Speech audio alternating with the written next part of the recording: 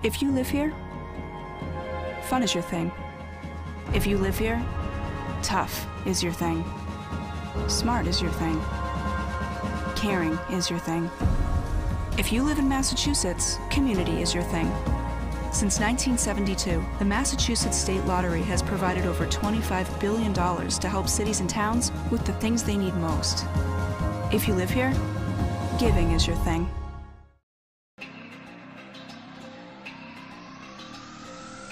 My family earns respect. My family clears bases. My family breaks records. My family wins MVPs.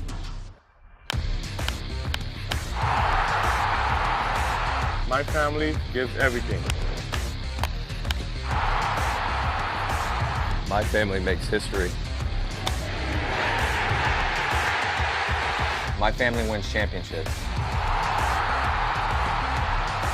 There's no family. There's no family. There's no family. There's no family like my family. Join the fam. Join the fam. Join the fam.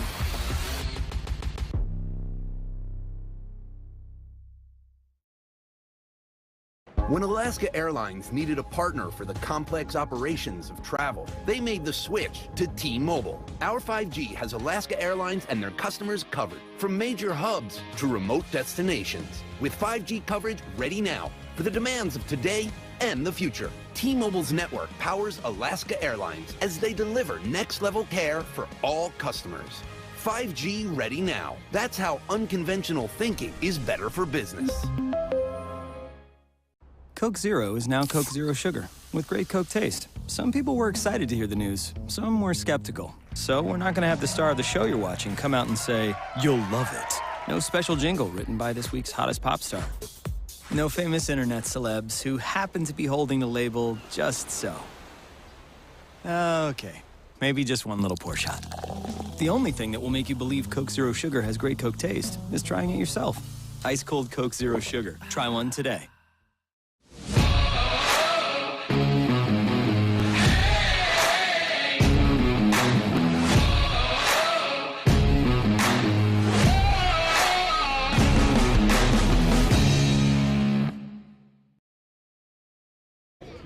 Hello and welcome inside.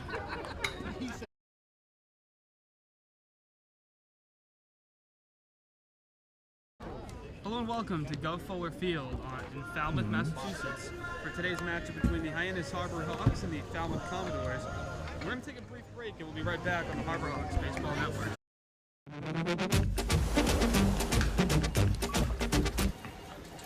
Tastes like a Coke. We nailed it! Coke Zero Sugar. Have they nailed it?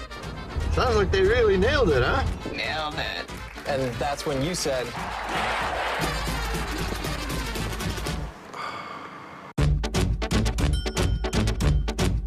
So it really tastes like a Coke. Yeah, that's the point. When it comes to buying or selling a home, you need a partner, not just an agent. For over 50 years, Gibson Sotheby's International Realty has set the standard in excellence and performance. A seasoned team that has thrived throughout all markets. Our agents live and work in your neighborhood and understand you. We are over 170 agents strong, backed by an in-house marketing team and global reach that is second to none. From studios to penthouses, purchasing to renting, our team provides unparalleled real estate services.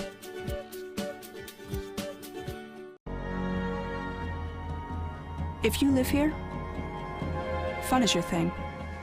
If you live here, tough is your thing. Smart is your thing. Caring is your thing.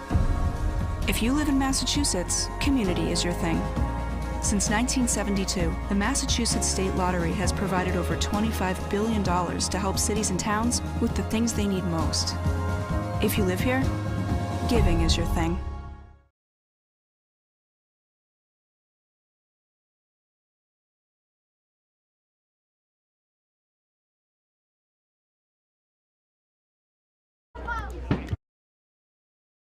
Let's try that again. Austin Nakuda, Drake Toll, and Zach Berman from Gov Fuller Field in Falmouth, Massachusetts for today's matchup between the Hyannis Harbor Hawks and the Falmouth Commodores. And guys, the Harbor Hawks had a big game yesterday in Connecticut, Hartford, where the Harbor Hawks took the field at Dunkin' Donuts Park against the YD Red Sox, and the Hawks left Connecticut with the best record in the Cape Cod Baseball League. Drake, how do they keep momentum rolling tonight against a very hot Commodore team? Well, it starts with the bats. The pitching has been pretty darn good for the Harbor Hawks, and the bats have as well. But if you can continue to score runs, especially against a Falmouth team that's been able to do the same here recently, you'll be in good shape. Hawks looking to carry over the momentum in today's game from the big win yesterday. I spoke more with Coach Pablo Ortiz in today's Dugout Show about building on yesterday's win.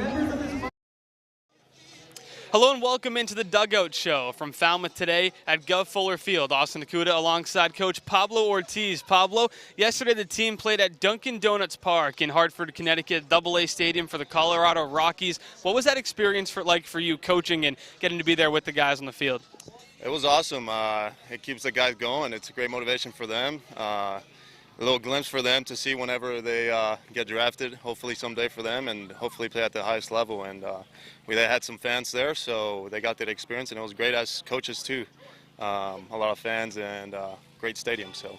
And yesterday, with the win over YD, the Harbor Hawks took first place in the entire league with the best record in the Cape Cod Baseball League. How do you guys keep the momentum rolling now that you've captured first place? We got to keep playing good baseball. I think everything is clicking right now at the perfect time towards the end of the stretch. We're hitting it, we're pitching it, and we're defending it well. So just kind of helping the guys play loose and keep that momentum going. Today you guys match up against the Falmouth Commodores, the team who has won 3 straight games. And when you've played them this season 4 times, 3 of those have been one-run games. What's so tough about Falmouth that makes every matchup with the Hawks kind of a closer one than some of the other teams they've played this year? They play good baseball, just like us. So just trying to keep the guys playing loose again, like I said, and playing good defense and good pitching over the plate. I think the guys do a good job of throwing over the plate and let the defense work, trying to minimize the walks, and I think they do the same thing. They got great coaching staff, and they do a good job against us.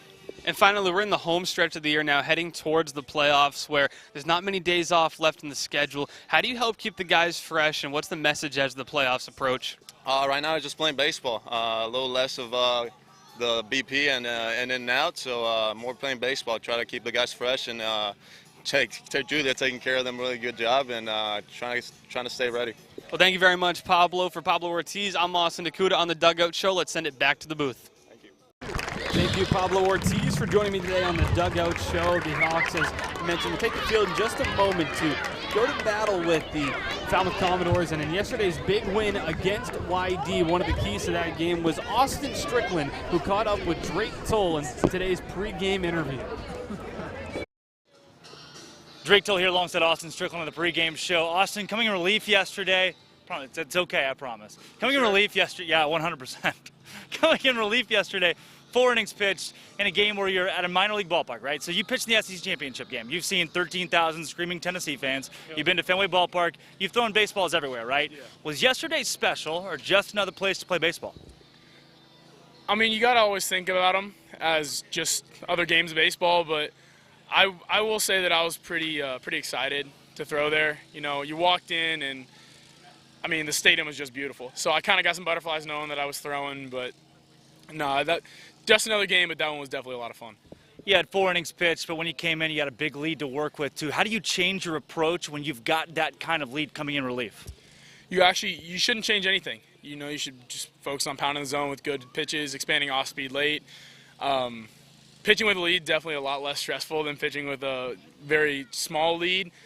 But, you know, when you have an offense like ours, you can just fill up the zone, let the defense eat. You don't have to worry about a hit here or a walk there. You know your defense is going to eat. Talking about games against Katuitt where you threw really well, game against YD you threw really well, 2 of the top teams in this league. Do you feel yourself kind of rise to an occasion in the bigger games? Seems that way so far, but I've just been lucky enough to throw in some important games and by the grace of God been pretty successful. So I hope I can just keep doing that no matter who we play. I don't want to ever rise or sink to a level of competition. I just want to always play great baseball. Are you hungry right now? Very. If you could pick one restaurant in Falmouth that's fast food to get food from, what would it be and what would you get? Let's say the restaurant at the same time on the count of 3. Ready? 1, 2, 3. McDonald's. Very nice. Drake Toll, Austin Strickland, pregame show. Back to the booth. Welcome back to Falmouth, Massachusetts on the Harbor Hawks Baseball Network. Austin Nakuda alongside Zach Berman and Drake Toll as we are just moments away from first pitch as the Harbor Hawks are getting ready to step up to the dish and look to carry over momentum from yesterday as they are now your first place Hyannis Harbor Hawks in the entire Cape Cod Baseball League, Zach. Well, yesterday was, without a doubt, one of the more decisive wins this team has put on this whole season, and it was really just a show of who was boss as they came into yesterday a point behind YD, and the game was over before it even began. It was really just an impressive showing, and a lot of that was because of the guy that's stepping up to the plate momentarily, Mitch Jebb. Well, let's take a look at the Harbor Hawks starting lineup today. A bit of a different look, and we'll run you through the 1 through 9 with the man that you just mentioned, Mitch Jebb at the plate. He'll be at short today. Batting second is Mike Sirota, the designated hitter, who's been maybe the hottest bat in the Cape Cod Baseball League. Following up Sirota is Cole McConnell, the center fielder, who's been a beacon of consistency in the 3 spot. Poncho Ruiz batting cleanup today, batting and playing first base for the first time as a Harbor Hawk. Batting fifth is Christian Moore. He's over at the hot corner for the first time as a Harbor Hawk. Jorge Garona in the catcher spot and batting sixth. Phil Matulia batting seventh and playing right field. Tito Flores is back after a brief hiatus. He's back with the Hawks and in the lineup and playing left field. And then Riku Nishida, your everyday second baseman, batting ninth now. One of the all-star selections for the Harbor Hawks. The Falmouth Commodores have taken the field. Their defense doing the catching today is Cromwick over at third, Nicholas Mooney, the shortstop, and going around the horn, Stovall at second, Collins at first, Borfin, Chestnut, Butcher your outfield, and Chase Jeter is doing the pitching, the left-hander, Zach, who the Harbor Hawks are a little bit familiar with. Well, we saw Jeter the last time we came here, and he's a guy that's typically going to get a lot of contact. Not a big strikeout guy, but Chase Jeter, the last time we saw him, Harbor Hawks ended up winning that game. The Harbor Hawks have not lost to this point in Falmouth, although the Commodores did beat them in the last meeting. And the Hawks are getting ready to step to the dish. And the man who had quite the day at the plate yesterday will lead us off, Drake. Mitch Jebb put on an absolute show at Dunkin' Donuts Park. Yeah, Jebb's first 4 at-bats went single, double, triple, and then a walk as well. So the guy finished 3 for 4 overall, and what a day it was for Jebb and the offense in its entirety, especially getting going early, too. So those guys really put on an offensive onslaught that really didn't give up until the middle of the game when they had the liberty to do so. So Jebb will come to the plate to face the left-hander Chase Jeter. Jebb also bats from the left side, so lefty-lefty to start us off. And for Mitch, he's continued to build an all-star caliber campaign, batting now .315 since joining the Hawks. And an original member of the Katuitt Kettleers, Jebb has wasted no time making a name for himself in the blue and orange. See Jebb stand in. It's still worth noting he has not worn those big bright green cleats since game 1 where he went 0 for 4. I think he left those in Harwich. First pitch swinging, grounded to second base. The throw over to first is in time as Stovall makes the play. 1 pitch, 1 out. Yeah, that's their guy from Arkansas at second base. You've got Bofrin in left field, both Razorbacks who played in the College Baseball World Series this year as well. So it's a Falmouth team that looks a lot different than they did 2 weeks ago, and better yet, they look much better than they did 2 weeks ago. I don't think it's a coincidence. At the moment these guys showed up, the team drastically improved. They've won 3 straight games as part of a hot stretch that has propelled Falmouth into the 4th spot in the West Division. They're 6-3-1 in their last 10 games as Mike Sirota takes a ball outside, 1-0 the count, 85 on the changeup from Jeter. Crowd has started to grow a bit here at Gov Fuller Field as Sirota takes another ball outside, 2-0 to the right-handed hitter from Northeastern. Mentioned also now this team has seen Jeter before, and that goes a long way for a lot of teams on the Cape Cod Baseball League. Sirota will watch a pitch called strike, 2-1 now the count. It's a matter of, look at Emerald, who pitched twice against Katuitt. What happened the second time? You know, Katuitt caught up to it pretty quick. 2-1, Sirota cracks it to left field. It'll stay in the yard as Borfin moves under it, puts the glove up and makes the catch for out number 2. Still a good swing there from Mike Sirota. He is seeing the ball really well. If he gets that pitched, maybe the next time they see Jeter through the lineup, that might wind up over that red wall out in left field. That brings up the 3-hitter from Louisiana Tech, Cole McConnell, who is another all-star in this Harbor Hawk lineup, now at 276, 18 runs driven in. You're starting to see the power, Drake, that propelled McConnell to success at LA Tech and had him firmly asserted in their cleanup spot. Yeah, McConnell's one of the hotter hitters in this team, and he's just basically stayed hot this entire season. 0-1 now the count to Cole, who's been consistently good at the dish and consistently phenomenal in center field defensively. He leads the league in putouts this year in center. He's got a batting average at 13th in the Cape Cod Baseball League. McConnell grounds that one to second. Stovall moves near it, makes the play, throw to first in time. 1-2-3. Chase Jeter has the Hawks number in the first as they go down without much of a fight. Bottom of the first inning coming up on the Harbor Hawks Baseball Network.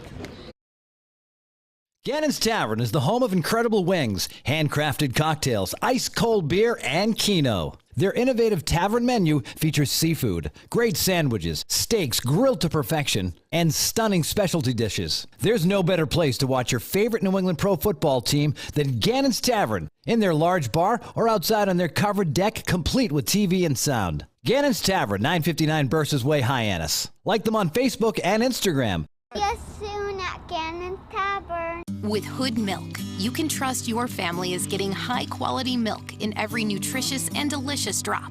It begins here on farms that Hood selects, with farmers who uphold the highest standards and who pledge to never use artificial growth hormones. And you'll see that care continue right to your home with our Light Block bottle, which protects the fresh taste of your milk. At Hood, we never stop caring about our milk because you never stop caring about your family. Always good, always Hood. Welcome back on the Harbor Hawks Baseball Network. Austin Kuda alongside Zach Berman and Drake Toll from Falmouth, where the Harbor Hawks now take the field in the bottom of the first inning after they go down in order in the top half of the frame. Jackson Baumeister is on the mound once again, and he has been nothing short of phenomenal throughout the season this year. Drake, he started off slow, but has really picked it up since that poor first start. Jackson Baumeister, at one point in time this season, had an infinite ERA. I couldn't even count that high. It was the 99. He'd given up 4 earned runs without recording an out in his first appearance. And since then, it's been the Jackson Baumeister show. To that point, he may be the most consistent starter that the Harbor Hawks have had. He's been their guy, and he'll have to deal with a Falmouth Commodore lineup headlined by Alex Mooney in the leadoff spot, followed by Colby Halter, the DH, and one of their all-stars, Peyton Stovall batting third and playing second base, Jade Forfin in the cleanup spot, Drew Butcher, the power hitter, in the 5-hole, Josiah Cromwick, the catcher, batting 6th. Batting 7th is Cade Collins, the first baseman. Jackson Nicholas, no relation to Jack Nicholas. He's batting 8th today and playing 3rd. Are you sure about that? How positive are you? We went over that the last time. We will have to do some more detective work, and Travis Chestnut batting 9th as Alex Mooney stands in at the dish, the shortstop who bats right-handed. The Commodores, mostly with the stirrups or high sock look today. Yeah. Printed stirrups, it looks like. It does. First pitch to Mooney, he goes swinging at a fastball, but comes up with a whole lot of nothing. Looks 0-1. kind of like a jersey, you know, where it's not like an actual baseball jersey. It's a shirt printed on. Those aren't stirrups. They're printed. They're printed on, yeah. Yeah, I don't have a good name. They're for socks with stirrups printed on them. Here comes the 0-1 from Baumeister. That one's cracked on the ground to short. Mitch Jebb over there today. He charges in, makes a throw on the run, and it is in time. Mitch Jebb moves over from third to short, but his defense is just as good. 6-3 for out number 1. Well, you want to note Jebb, but how about Pancho Ruiz? The nice little stretch there. We haven't seen Pancho at first yet this season, and he looked right at home on that play. Yeah, he did. Colby Halter, DH, stands in now, an all-star selection for Falmouth. He is wearing a different jersey today because he may have forgot his at home or didn't wash it. Is that speculation, or how confident are you on that one? Well, I think the guy on the mound would know a little bit about forgetting jerseys. Yeah, true. Well, he didn't forget his. He picked someone up that forgot theirs. That's flown foul out of play into the brush. 0-1 the count now to Halter. Thought I had that yesterday in the first inning. You did. Right into the booth. Good thing you had your glove. Oh, good. 0-1, a 76-mile-an-hour off-speed pitch called a strike, going 2. If the curveball is working like that for Jackson Baumeister and has that kind of fast break on it, he's going to be okay today. Halter's a tough customer to strike out at the dish. We'll see if Baumeister can do it on 0-2. It's skied to shallow left center field. Jeb moves out. Flores moves in and makes the catch for out number 2. Tito Flores, welcome back. Great to say his name. It's been about 10 days since we got to see him play on a baseball field because he was home for the draft. And excited to see him back at the Harbor Hawk Blues. One of the best hitters on Cape Cod for the first couple of weeks of his season. So a great, not addition necessarily, but what do you call that? Yeah, they exactly. could use his bat today against the Commodores, who seemingly have given the Harbor Hawks 3-1 against Falmouth this year, but 3 of those 4 games are one-run games. Yes. So they certainly play the Hawks good. And the one that wasn't was close until the 9th inning. Here comes the 1-0, outside for ball 2-0. It was a 1-1 game into the 8th. Falmouth certainly likes one-run ball games. They've won their last 3, all of which one-run victories. Yeah. 2-0 now the count to Peyton Stovall. The Razorback, he's 12 for 50 so far on the Cape, and that one's grounded to short. It's going to be Mitch Jebb who fields it. He throws across the diamond in time on a good stretch from Ruiz.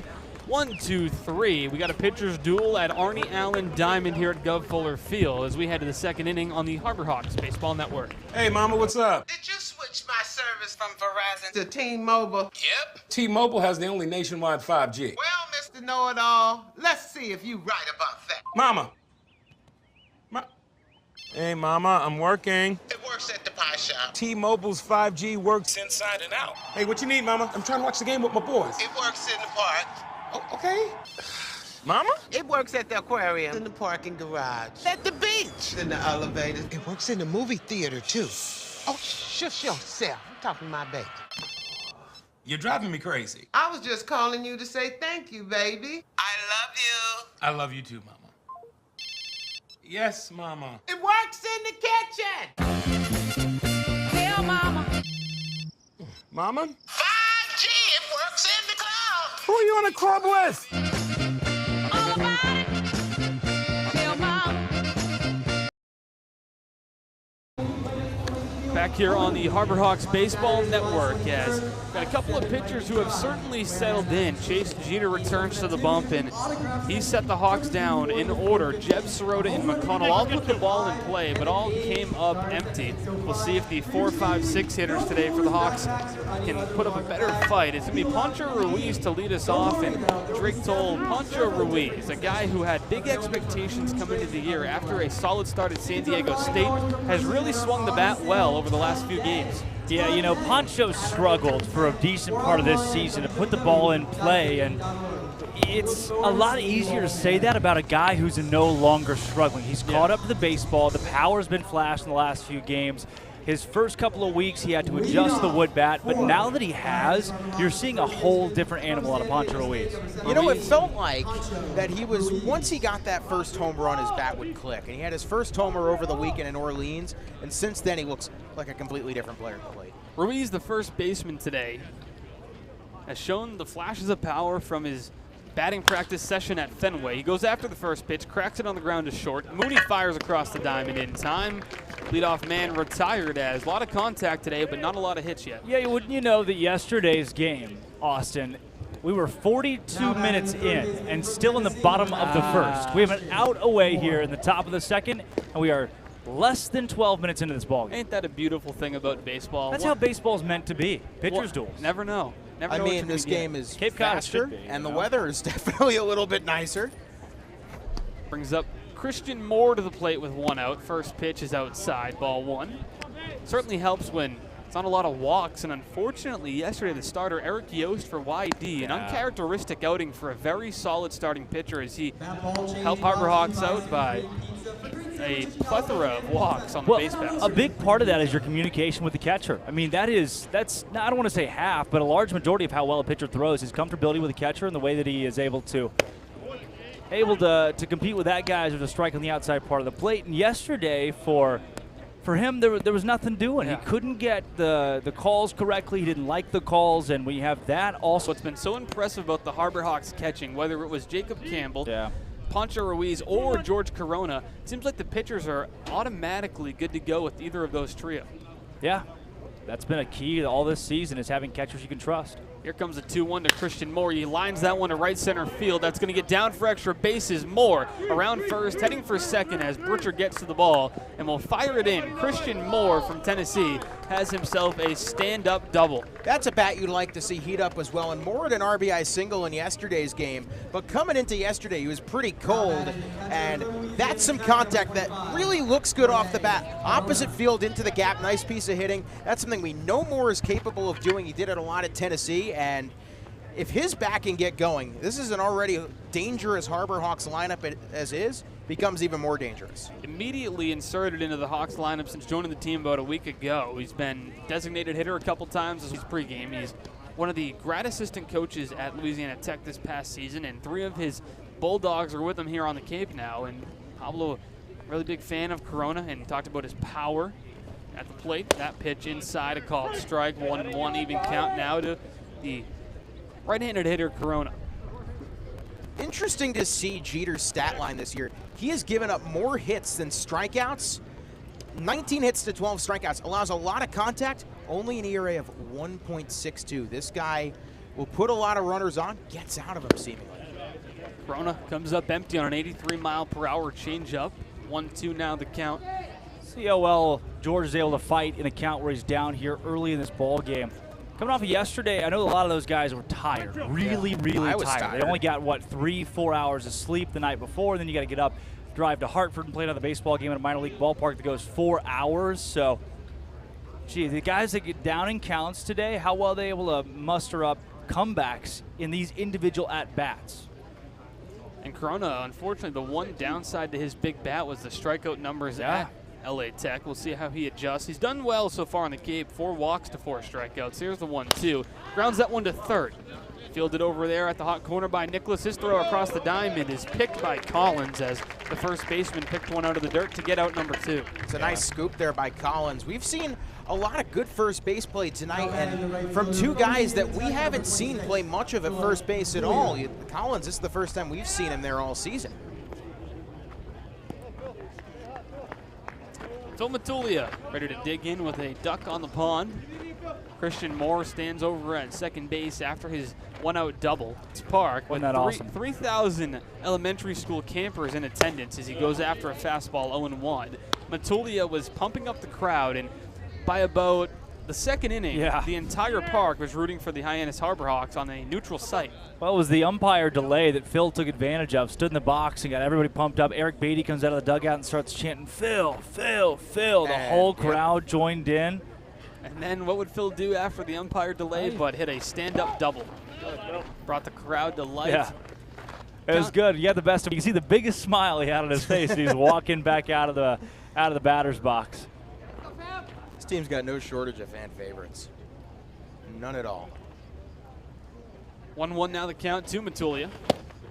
Outside corner, called strike, count moves to 1-2. And Phil was one of the last guys to leave the park yesterday because he was signing so many autographs. That's awesome. One of the nicest guys you're going to meet because he'll take time to sign every ball brought over to him in his direction from the fans in attendance, and make sure he asked the kids too, you guys want pictures? What can I do for you to make your day at the park? And Phil's certainly a fan favorite for a good reason. So that's what the crowd was on the concourse as we were leaving yesterday. Okay. 1-2 to Matulia. He goes after a slider outside and unfortunately comes up empty. Cromwick's throw to first to clean up the strikeouts in time. So the Hawks strand a man on second base, but do record the first hit of the game as we head to the bottom of the second, scoreless on the Harbor Hawks Baseball Network. We all have obstacles, challenges at different points in life. I still put off the more I find myself drawn to wearing UFOs. The first time I put on a pair of UFOs, it was like someone released the pressure. It was so crazy. When you are recovered and can do more, that has a compounding effect on all aspects of your life. Stepping into a pair of UFOs, they're truly one of a kind. There's nothing like them. Best ever? Good question. Wait, why do you sound like Dr. J in your head? I've always sounded like Dr. J in my head, which means Dr. J's outside voice sounds like my inside voice? Which Coke? The doc would know. He got the world to call him doctor without going to med school. There's only one best ever. Thank you for your Back here for the bottom of the second inning on the Harbor Hawks Baseball Network. Austin Akuta, Zach Berman, Drake Toll, the trio in the booth as Jackson Baumeister returns to the mound. Hawks technically their first away game in quite some time. Although yesterday wasn't played at home, they were the home team. And tomorrow night, the Hawks return home for a 6 p.m. matchup. And it's Christmas in July at McKean tomorrow. Park. That is tomorrow. Tomorrow, Friday the 22nd, Christmas in July. Santa will be arriving at 5:30 on the fire truck with special activities for kids and tons of raffle prizes. So make sure to head down to McKean Park tomorrow, 5:30 Santa Claus, and a whole lot of fun planned for the remainder of the night. Naturally, it's the Jewish kid that winds up on play-by-play for Christmas in July night. Love it. Awesome. Is that you? Are you That referencing is me. yourself? Yeah, oh, that it's is not me. me? I'm not on play-by-play tomorrow? Oh. Jace Borfin at the plate. First pitch misses a bit high, 1-0. Oh, did it miss a bit high? It was a good pitch, 90 miles an hour. That a looks little bit solid from Baumeister there. I don't know about that one. He's looked really good out of the gate thus far again. Borfin batting .235 on the young season, just 4 for 17. Don't really where either of those missed. Baumeister trying to make the guy happy and getting nothing. 3-0 now from the Florida State right-hander. I'll reason with you there. 90 miles an hour, well low. You know what's interesting, and this is, it really speaks to the volumes that some of these teams have done over this season. Ball 4, 4-pitch walk as Jace Borfin will take first on Baumeister's first walk of the night. First base runner he's allowed in an uncharacteristic 4-pitch walk from a guy who has had good control all season long. Baumeister just 8 walks this year. Yeah, with the man on. I think 4 of those walks came in that first game where he didn't get an out. Yeah, he's really found his groove, which brings up Drew Brutcher with nobody out and a man on first. Brutcher on the year, .240 batting average, 13 runs driven in. He's hit a couple of home runs, and one of those against the Harbor Hawks. First pitch to Brutcher, fastball outside. 5 straight balls now from Baumeister. Yeah, that was in the bottom of the 9th of what was at the time a 5-1 game, and made everybody sit up in their chair a little bit. Then Jordy Allard came in for a 1-out save and slammed the door, but it's a good piece of hitting by Brutcher, hit it opposite field. From the stretch to the 1-0, it's a breaking ball and a called strike. 1-1, the count evens up. There's the curveball, Drake, that when Baumeister has the location and the command on it, it's one of the best we've seen. I mean, it breaks really fast. Ty Goods did not. Ty Goods would kind of sneak up on you, and you knew it was coming. You still couldn't touch it. Runner goes, breaking ball swung on a miss. Throw to second by Corona's not in time, and Borfin swipes second base, and there's a pitch to run on. It would be that breaking ball low. Yeah.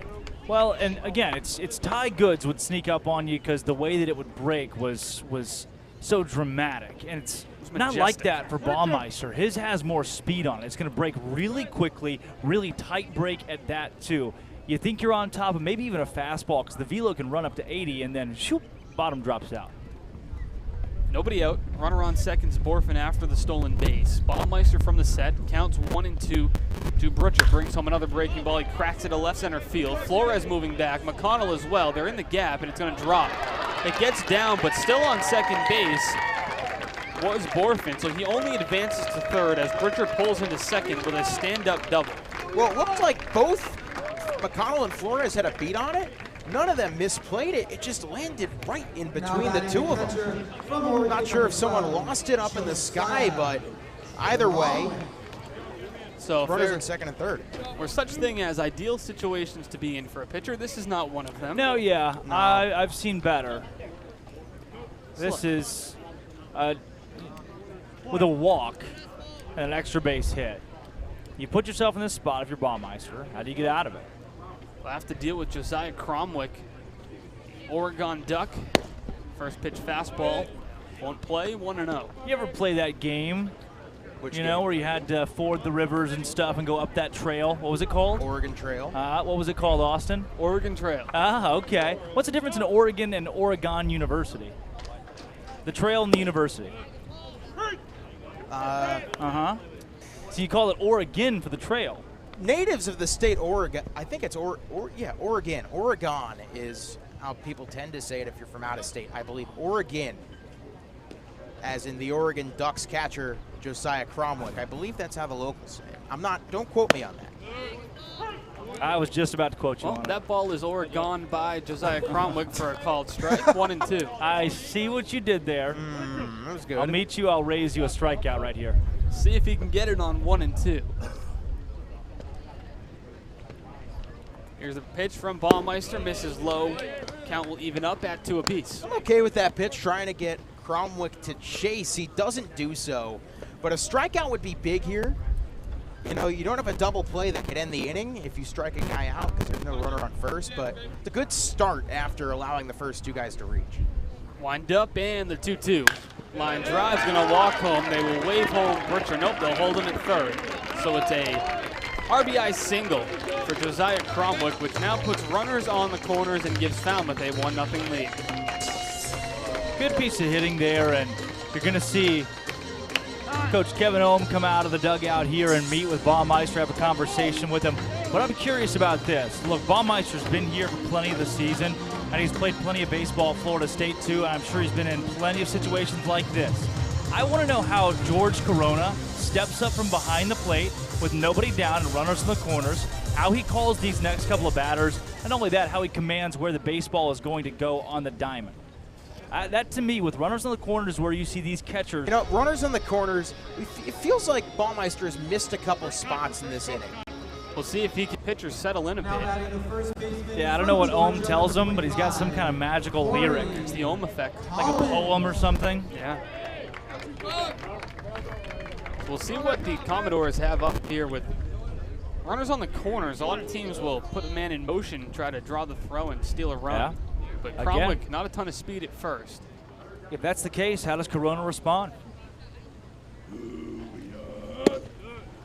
Called strike to Cade Collins, the first baseman. Curveball again. Interesting for Baumeister, typical fastball pitcher whose fastball goes as high as 93. We haven't seen that kind of velo, and we've seen him rely on the curveball when he needs a strike.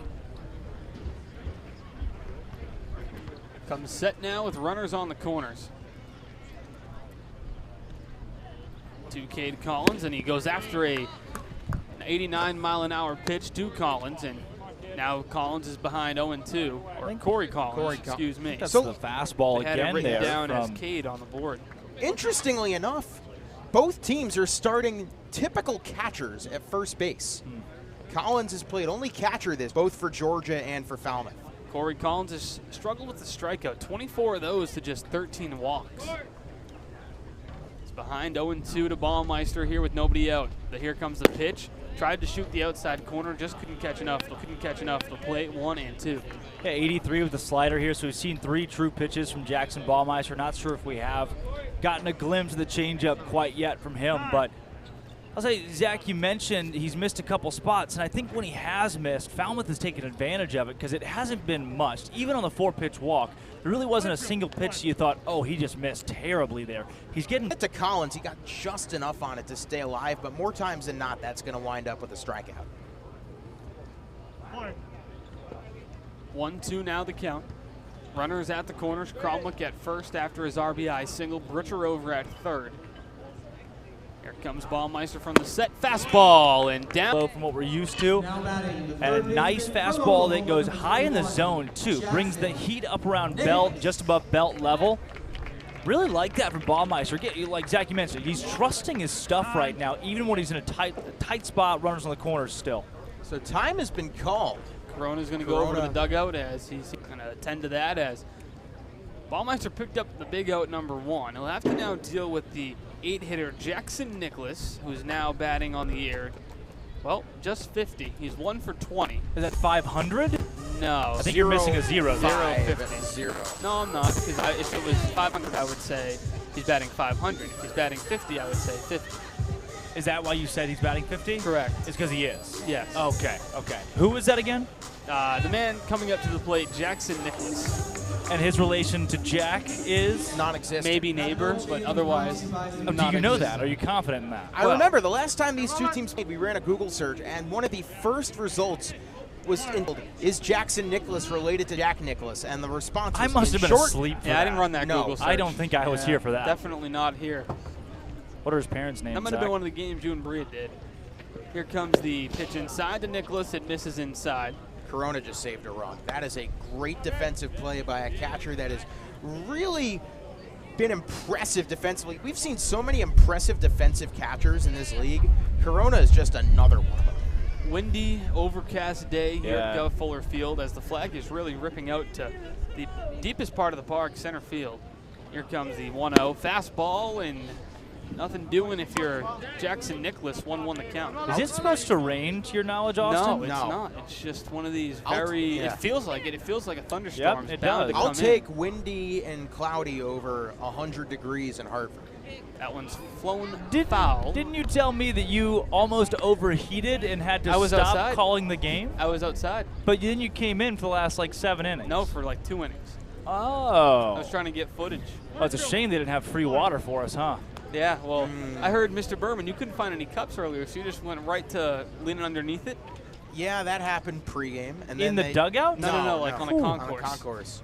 All right. They may have had free water, but no cups. The 1-2 fouled off. You know what was free? If you went to the Samuel Adams party deck, no one was manning the area of the party deck.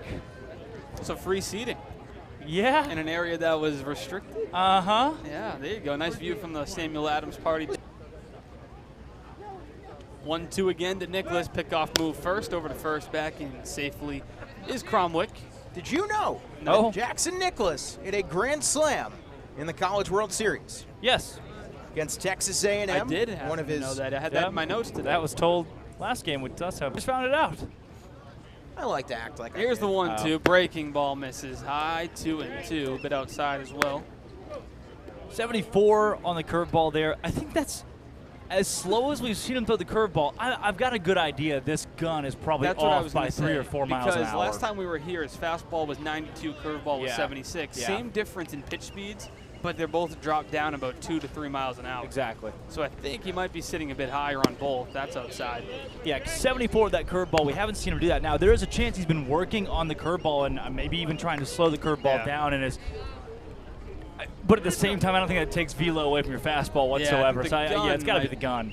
It's the same difference. It's been 16 miles per hour where he typically sits. Great catch. That's what we're seeing still today, 90 to 74. As the wind is really picking up here at the Arnie Allen Diamond. Here comes the full count pitch. Fastball too high, and watching it go is Nicholas, so the walk will load the bases for the 9-hitter, Travis Chestnut. Well, that was almost the same pitch that he gave to Corey Collins on the strikeout, the batter before. It was just about 2 inches higher, and you get too far above the belt, guys obviously going to lay off. So 91 right there with the high heat. Now you get Travis Chestnut, comes to the game 5'6", 160 pounds. Not one of the more powering players that you will see out of Temple College, actually transferring though to Texas A&M. Going to show bunt, pull back, but it's a called strike anyway. 0-1. If you're Falmouth, I actually like the bunt decision here. You got bases loaded. Well, Chestnut's got you speed. throw the ball to home plate and it's a force out. Right, but if you place it well, that brings the run home. But if you throw the ball to home plate, it's a force out. Well, what if you don't throw it home in time? 0-1. Misses low. 1-1. Chestnut's been 9-hole. It's been a quick start to his year. The one downfall has been the strikeout, 11 of those to just 2 walks. Yeah, Beaufort over at third, and here comes the 2-1. In the dirt, blocked by Corona, and they will say that he swung. Wow. They will say Chestnut brought the bat around. They didn't check it. Home plate umpire made the call on his own, and that's a big strike call. Yeah. Instead of 3-1, it's now 2-2, and Baumeister's a strike away from getting a big out number 2. Yeah, that's a no, generous it's call. not what happened, but certainly will accept that. Didn't we have a couple nights ago another pretty clear didn't go around, but he didn't call? Get to it. My memory's Yes, full. no, Mitch Jab. Here comes the 2-2. Fastball. Thanks for coming, Travis Chestnut. Back to the dugout you go. 2 down now in the inning with the bases still loaded. Big pitch from Baumeister. 2 strikes on a guy, set him down via strikeout. You had at one point in this inning, runners on the corners with nobody down. Now you got 2 outs. 0 for 1 tonight. Grounded out to short. Bases are still loaded against the Florida State right-hander Jackson Baumeister. Wind up, and the pitch from the right-hander. Stovall goes after it, cracks it high and deep to left field. Flores is ranging back. He's near the wall, and he'll make the catch. Tito Flores up against the wall, pulls it in to end the inning. So Falmouth gets home 3. It nearly was more, but Baumeister tips toes out of further trouble and heads back to the dugout as Falmouth has jumped ahead here on the Harbor Hawks Baseball Network. Traffic is treacherous. There's a fender bender on the pike. Gonna be a wicked commute.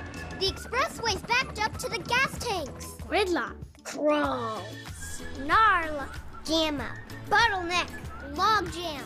128 is a parking lot. You'll be late for supper tonight. Keeping your car road ready is what we do best. At Sullivan Tire, we're always here to get you there. Hey, we get you there too. Having a 5G phone that's not on T-Mobile makes as much sense as playing ice hockey. Using pool noodles. Get out of the penalty box with 5G coverage like this. T-Mobile has more 5G bars in more places than anyone. T-Mobile, more 5G bars in more places. Another reason T-Mobile is the leader in 5G. Welcome back to Falmouth. Austin Akuta, Drake Toll, and now Zach Berman back with us on the Harbor Hawks Baseball Zach, welcome Network. back. Tito How was the Flores. concession stand? Fried Oreos, huh? No, not tonight. Oh, why not? I heard they were good. So They were why really not good. tonight then? Not feeling tonight. Oh. I ate my weekly allotment of fried food yesterday on that donut thing, whatever, in Hartford. Yeah. What did you score it? I had to say it was good for the cameras. It was not good. So without the cameras, Yeah. or the radio, Yeah. what would you have Cameras scored? off. 3. Headset on. 3 out Three. of 10. It was 3 not out of 10 good. or 3 out of 5? Out of 10. Wow. Tough hit for the Falmouth donut chicken sandwich. Hartford, not Falmouth. Whoa, now. Hartford chicken sandwich donut. Donuts were combo. completely stale. The chicken was good. There was way too much sauce. I don't know why they put coleslaw on a donut. You ever think about going into being a chef? Seems like you have a good palate. That's my brother's thing. He's going to culinary school. Top of the third Yeah. inning, Flores stands in and comes up empty. 0-1 the count. Where is culinary school? Philadelphia. Okay. Is that the only one? No. Oh. I can cook, though. Wind up from Chase Jeter brings home a off-speed pitch at 76. Tito Flores behind 0-2. Good to see Tito back. If he gets his back going again, and for a while it was the best bat on the team, if he gets his back going again, now with the rest of the team going. The 0-2 to Flores, called strike 3. Down goes Tito on a breaking ball. One down here in the top of the third inning. Yeah, Chase Jeter is in full lineup right now and looking awfully similar to how he looked the last time these two teams played when he really tortured the Harbor Hawks. His last game allowed 6 hits. This guy allows a lot on base against a good Bourne lineup, 4 scoreless. Here's somebody who gets on base a ton, Riku Nishida. Between hits and walks this year, he's reached 38 times. Breaking ball, and Nishida uncharacteristically goes after the first pitch and way over the top of it, 0-1. You don't typically see Riku miss that badly, but like we've said with Riku, he's hitting 3 straight, 4 of his last 5. This is outside, 1-1 the count now to the 2022 Cape Cod Baseball League All-Star. Have they released the starting lineups to your knowledge yet for the All-Star game? I don't think they have. What I do know is that Mac Del Cotto is starting. Is he? Yes, that's what I've heard. Yeah, somebody told me that. Nishida loops one up the middle. Going to be a tough play for Mooney. His throw is in time as they get Nishida on a very close play over at first. That looked like the right call. Not by much.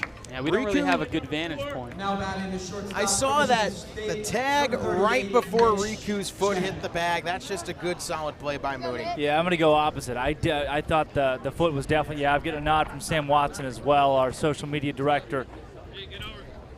Do believe that the foot was there on that one. Sad that Riku couldn't get the call. Back to the top of the order for Mitch Jebb. Called strike to the Michigan State standout as Jebb is 0 for 1 today with a ground out to second base. Mitch is one of the best hitters in the Cape Cod Baseball League, as evident by his stellar season for the Spartans. 0-2 now to Mitch. He didn't strike out much for Michigan State. 209 at-bats, just 16 punch-outs. That's good for 1 strikeout every 14 ABs. But he's behind 0-2 here to Chase Jeter. Wind up and the pitch from the left-hander. That's going to miss low, 1-2.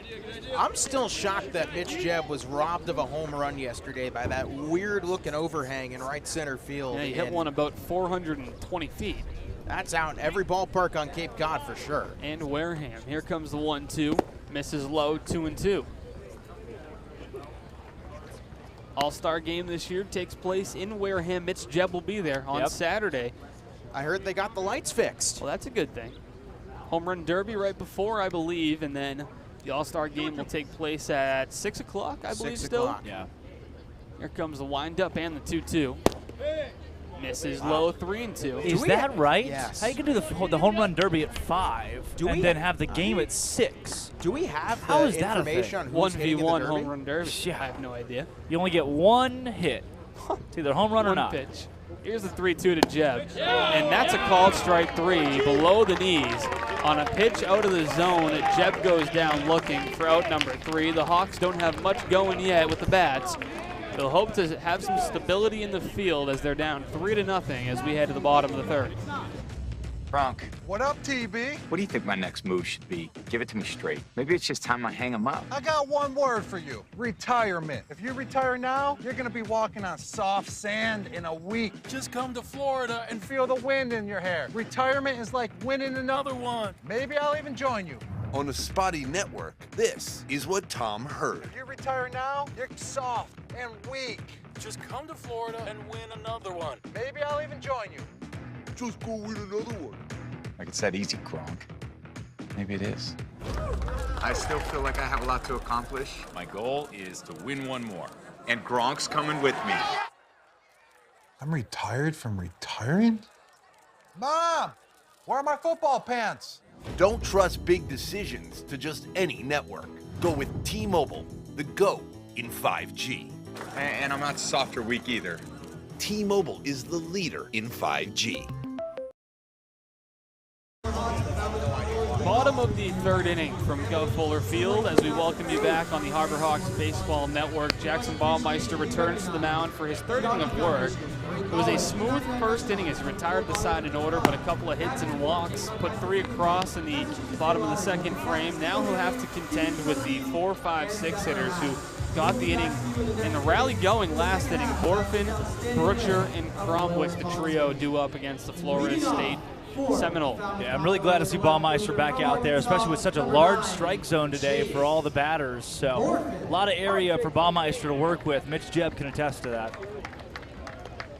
Hawks with a different look defense today. Moore at 3rd and Jebb at short. And Pancho Ruiz at 1st. Those 3 don't usually start in those spots. That one's fouled off the light pole. And it's coming down and coming near the booth. And the catch is made by George Hood. George Hood. Nice catch off a hop. Hey, I got to mention, I'm surprised I didn't bring it up. What a play to end the bottom of the 2nd by Tito Flores. Could have been a lot worse than 3. Called strike. 0-2 now the count. Borfin walked, stole second base, and later came around to score in the last frame. Baumeister working quickly and back in the zone here. Here comes the windup from Jackson, the 0-2. Curveball in the dirt, blocked by Corona. Dropped that one down to 73, maybe 75, depending on pitch speed accuracy here at Gov Fuller Field. Looks like the stuff is there. The velo is where it typically is, except for the fastball. The placement maybe not so much. That's low in the zone, 2-2. Baumeister usually sits 76 on the curveball and 92 on the fastball. Velo down according to the radar gun here, but we have a suspicion that the radar gun may be just a bit inaccurate. Here comes a 2-2. That one's grounded to second base. Riku Nishida has it played perfectly. Throw to first in time. 1 up, 1 down. Nice easy play there for Riku and a good bounce back sign for Baumeister after struggling that last inning, getting a weak ground ball for the first out of the inning and an easy play. Drew Brutcher, starting right fielder today, has himself a double and a run scored already, getting going early. And Baumeister at 32 strikes, 19 balls, 51 pitches altogether through 2 1/3 here. Brutcher over the top. of the off-speed pitch at 82, 0-1. You're seeing the Commodore lineup be a bit more aggressive the second time through, going after a lot of pitches early in counts. Baumeister's getting a lot of swings off that slider as well. The 0-2, another slider, another swing, and another miss. These guys they're swinging right over it, and it's been consistent, but he hasn't gone to that pitch a lot. You wonder what his confidence is in his slider individually today. He leaned on the curveball more. Yep. But now starting to get a feel for that slider. Steps off, will go through the sign cycle one more time with Corona before bringing home the 0-2 pitch. Now he confirms the call. Baumeister sees the glove, goes into the windup. Here comes the 0-2. High fastball, and down goes Butcher on strikes. And Jackson Baumeister has come back with a vengeance. Hello, Jackson Baumeister. That's what we're used to seeing out of Baumeister. Complete control out of that at bat, but now you bring up Cromwick, who just an inning ago started the scoring. 2 down. Josiah Cromwick at the dish with an RBI single under his belt today. Here comes the first pitch. Breaking ball called strike. Hello. Jackson Baumeister. I don't know what happened in between innings, but he's found his pitches, all of them. Yeah. And he's throwing them for strikes. First inning was lights out. Third inning here so far. 0-2 now as that one's fouled off. Then lights out as a blip in the second inning that allowed 3 runs, all of them earned as well. But Baumeister has found the groove now. And again, when he hits that groove, he is unstoppable. And it goes to show, because he's a top 15 pick in next year's MLB draft, according to multiple mock drafts. I mean, when you have a fastball hovering around 92 and a breaking ball at 76, and then a wipeout slider at 82, right? He is certainly going to make a team. As a freshman, this guy has only 1 year of college ball under his belt. He's only getting better. Yeah. Started off as a catcher. He has Leaf baseball cards out there with him autographed, pieces of his jersey as a catcher. Here comes the windup. The 0-2 from Baumeister. Breaking ball. Strike to Mitch Jebb, but not a strike here. 1-2. Yeah, isn't that weird? Sometimes it's called a strike. Sometimes it isn't. 1-2 the count to Cromwick, the Oregon catcher. Here comes the pitch. Weak dribbler hit to first. Poncho Ruiz fields it. Steps on the bag. 1, 2, 3. Down they go as Jackson Baumeister is in his groove as he heads to the dugout. 3 complete innings. And before we get to the 4th, we're going to toss it over to our sideline reporter, Bria Losick. Catchers are the only ones protected home with Rogers Gray. You have 4 homeowners insurance options and in their expense. Plus, Rogers Gray will donate $25 to Cape Wings for every homeowner's insurance quote they provide to the Homeowners Home Run campaign. Visit RogersGray.com/baseball to get started.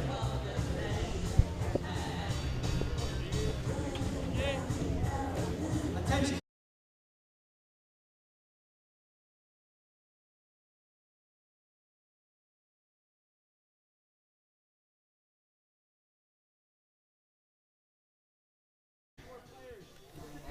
Thank you so much, Austin. The Hawks beat Katuitt 2 nights ago to claim the West Division and then took first place overall in the Cape Cod Baseball League yesterday with a 9-3 win over YD. The only thing the Hawks can't seem to win? The staring contest here at Gov Fuller Field. Every time the Harbor Hawks come to Falmouth, the 2 teams remain on the field after the national anthem and stare each other down. Despite the umpires asking both teams to leave the field, the Commodores were relentless and took the staring contest win today, much to the dismay of Austin Strickland, Gabe Starks, and George Apple Banana, who were the last Harbor Hawks standing. Back to you guys. We'll see if the Harbor Hawks can change their fortune on the field as we head to the top of the 4th inning. A brief break on the Harbor Hawks Baseball Network.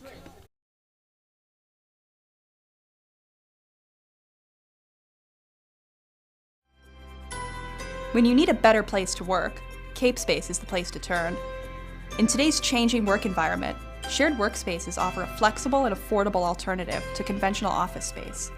At CapeSpace, we offer a wide range of membership packages to suit your professional needs, complete with office amenities like high-speed Wi-Fi, coffee, printing stations, reception service, and private meeting rooms.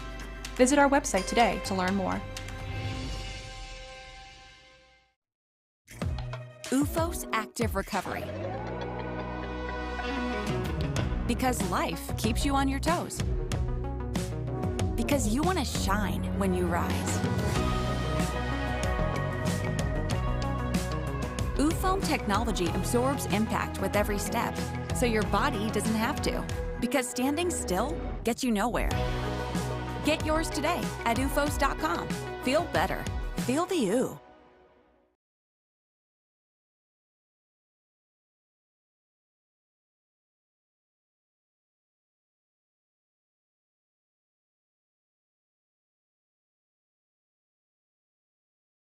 Mike Sirota. And that one's cracked to left center field on the first pitch of the inning. And moving under it, making the catch is the left fielder. And down goes Sirota for out number 1. Sirota's had 2 good contacts today, just resulting in 2 long, loud outs. But he is seeing the ball so well right now.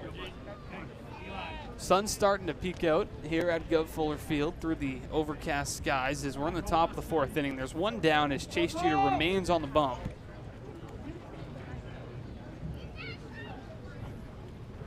Cole McConnell back at the plate. First pitch called strike. Hey, I noticed something off behind the plate. There are 2 people in Phil Matulia t-shirts. You think that would happen to be the Matulia family? That's his host family. That one's lined down the left field line, out of play. McConnell put a good swing on it, just a bit behind at 0-2. Still got to get one of those shirts. Yeah, they're a great addition to my closet, I'll say that. One of my favorites of the summer. Barstool Sports sells those, the Matulia number 26 t-shirt, or I think our general manager, Nick Johnson, may have some left, I believe. Mazdak Darvari's got him. The 0-2. Weak dribbler to first. McConnell's hustling down the line, and taking it himself to the bag is Corey Collins for out number 2.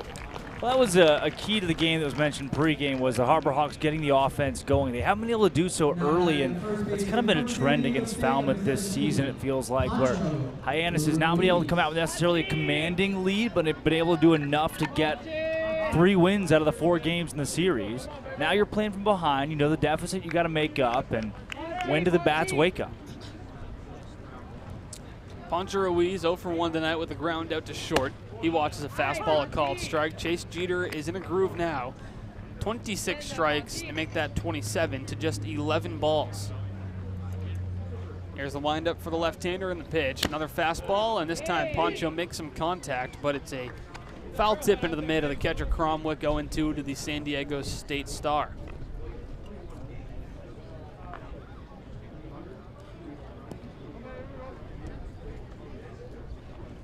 Oh-2. 2 down in the inning. Here's the windup and the pitch for Jeter, fouled off. See again how Poncho's able to fight here down 0-2.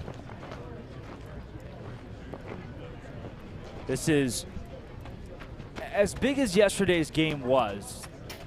Today's game almost tells you a little bit more, because again, these guys are worn out. You've got to be at this point. Well, the All-Star break couldn't come at a better time. Yeah. Here's the windup, the 0-2 pitch. Ruiz fouls off the curveball down the third base line, out of play. Well, it's not the casual wear and tear of the season either. This is the fact that your guys traveled 6 hours in total via bus yesterday. And I'm sure the guys in the Northwoods League are laughing, because they do that every day. Hey, I did it all last summer. How many games did you play last summer? 0, but I called 64 of them. The 0-2 fouled off. You know what? Respect to you, Zach Berman, but I think I still will give the nod to the players. No, you have to give the nod to the players. But, yeah, no. That Hartford trip, you know, you have 2.5 hours each way. You have the heat the to bus. deal with. Think about the bus. The bus is even longer. The bus is even longer. Oh, they didn't fly there? Actually, no, they were going to. Oh, yeah? Yeah, Cape Cod Baseball League is what do you call it? Non-profit. Yep.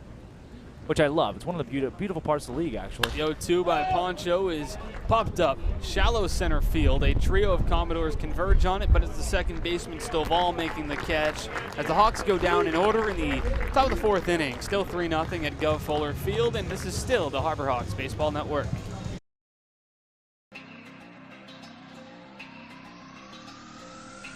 My family earns respect. My family clears bases. My family breaks records. My family wins MVPs.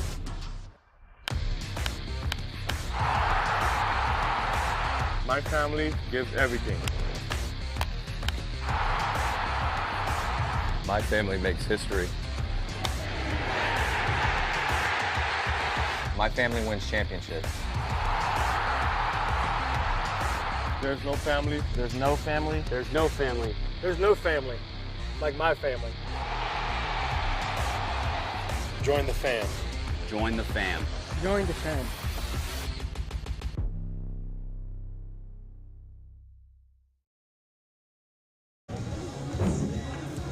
Welcome back on the Harbor Hawks Baseball Network, bottom of the 4th inning. And Jackson Baumeister, who has settled in a bit. It was a 1-2-3 first, and then some traffic on the base passes in the 2nd inning brought home 3 runs, and then Baumeister set the Commodores down in order for the 3rd inning. And now returns for his 4th of work. He's allowed 4 hits, 3 runs, but if you look at his 1st and 3rd innings, he's been sensational. We'll see which version of Baumeister we get here for the 4th. Corey Collins will stand in to lead us off. He's 0 for 1 today. It'll be 7, 8, and 9 due up for the doors. Collins, Nicholas, and Chestnut, the trio. Collins stands in for the left side. Pants all the way down. One of the maybe handful of Commodores that don't wear the high socks or the printed stirrups. Fastball misses high in at 1-0 the count. If you can get 4 full innings out of Baumeister today, that would be huge, because that keeps your bullpen for the rest of today and tomorrow. Plenty of guys available, however. I was going to say for the next weekend. 2 days. Here comes the 1-0.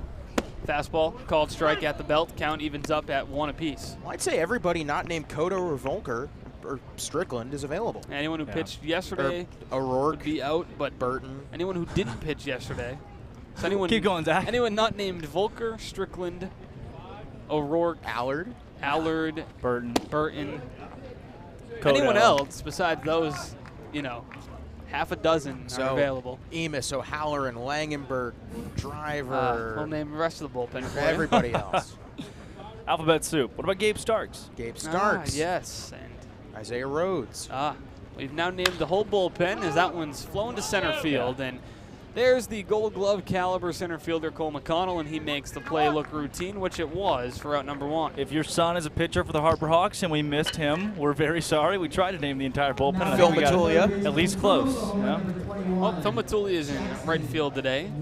Next to his LA Tech Bulldog partner, Cole McConnell, and left is Tito Flores. That brings up Jackson Nicholas, the 3rd baseman, who's 0 for 0 with a walk, but was left stranded over at 3rd base. Baumeister wearing number 33. A number that was also worn by Austin Amaral once, but his regular jersey number as he gets Nicholas over the top of that pitch, 0-1.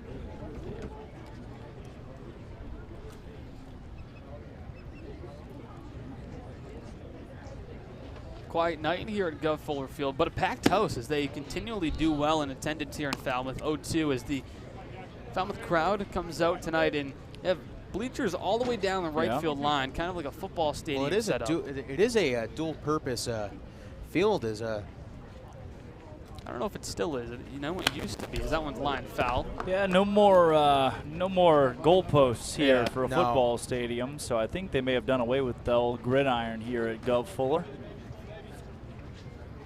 I'll certainly like the seating, though. That's part of the reason I believe Wareham is hosting the All-Star game, because of how many bleachers they have for their football field, which is also the home to the Wareham Gatemen. And a called strike 3 on a fastball up in the zone. Austin, everything's a strike tonight. Yeah. And that, look, as long as it's consistent and if everything's going to be a strike, I'll take it. Yeah. Jackson Baumeister will take it, his 4th punch out of the night. Yep. And he's now retired a healthy 6 in a row. Yeah.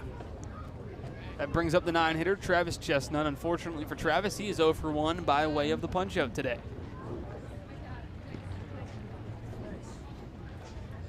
Here's the first pitch.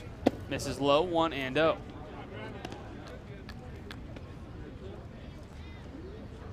Now, Zach, if you're Jackson Baumeister, you've settled in now. How do you keep the momentum rolling if you come back for the 5th? Throw strikes. The 1-0, breaking ball called strike, 1-1. And would you look at that? He dropped that breaking ball down to 60 miles an hour. Well, it's really good to see him bounce back, because resiliency is such a huge part of what creates a major league pitcher. And Jackson Baumeister is showing that as of right now, that 2nd inning was a blip. Yeah. The 1-1. popped up, drifting towards the Falmouth first base dugout, and it will drift its way on top of the roof and out of play 1 and 2. And wouldn't you know, I mean, I've been looking it up right now. They need additional funds to finish Gov Fuller Field. That was in 2019. So they're still waiting to get a couple more dollars to finish off right field and left field because there's no fence. Yeah. There's no fence in right field, no fence in left field, past really the dugouts. So fans are exposed to not just the elements, but also the baseball. Yeah, they finished off the brand new brick backstop here at Gov Fuller Field, and the renovations look beautiful. One of the nicest stadiums here in the Cape League. The dugouts all brand new. What are some of the not nicest stadiums? The 1-2 from Baumeister. Down goes Chestnut as Baumeister has retired 7 in a row, and he's feeling it on the mound as he heads back to the dugout. The Bats looking to pick it up in the top of the 5th inning on the Harbor Hawks Baseball Network. When Alaska Airlines needed a partner for the complex operations of travel, they made the switch to T-Mobile. Our 5G has Alaska Airlines and their customers covered, from major hubs to remote destinations, with 5G coverage ready now for the demands of today and the future. T-Mobile's network powers Alaska Airlines as they deliver next-level care for all customers. 5G ready now. That's how unconventional thinking is better for business.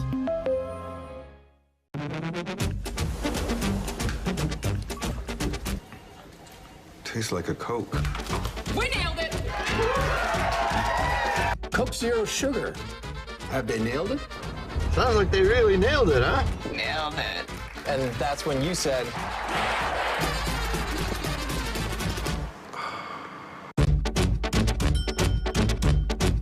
So it really tastes like a Coke. Yeah, that's the point.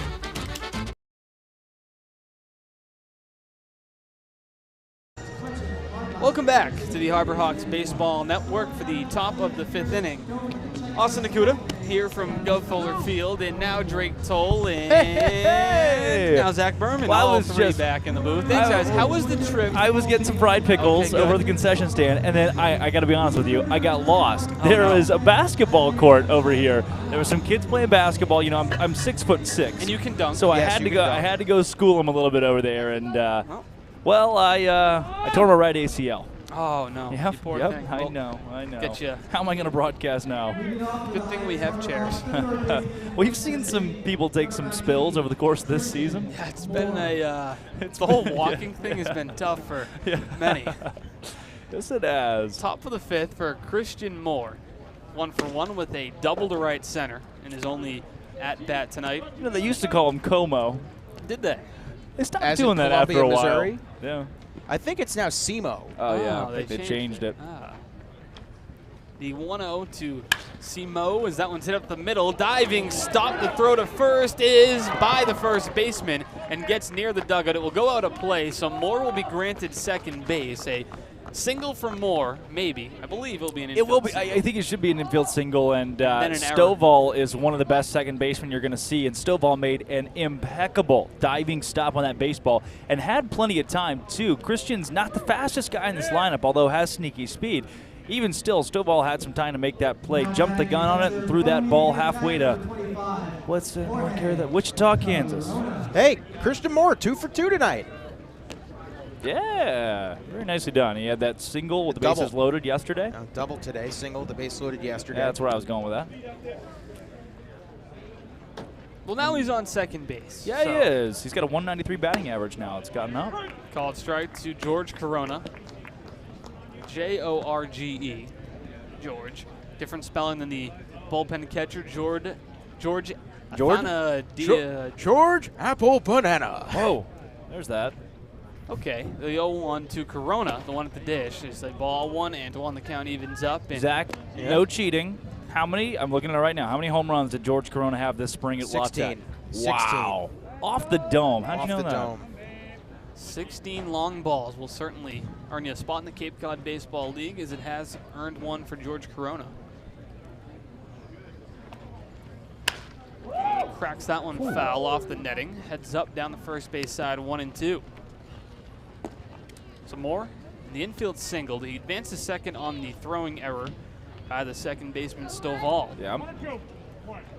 So runner in scoring position. Hawks down 3-0. Yep. What do you go here if you're Corona? You sitting on a breaking ball? The hit swing. That one misses low, 2-2. Not the strikeout swing? No. Yeah, reserving that one for later. It's getting to the point where, Corona's been here for, what, a week? I think he's due for his first long ball as a Hyannis Harbor Hawk. Yeah. Hey, Coach, run the home run play. Oh, he heard you. Look at that. He nodded. The 2-2. That's a ground ball to third. It bobbles by the third baseman. The throw is still in time. He played patty cake with the ball and was able to recover. Yep. Yeah, tough break, but that brings up Phil Matulia.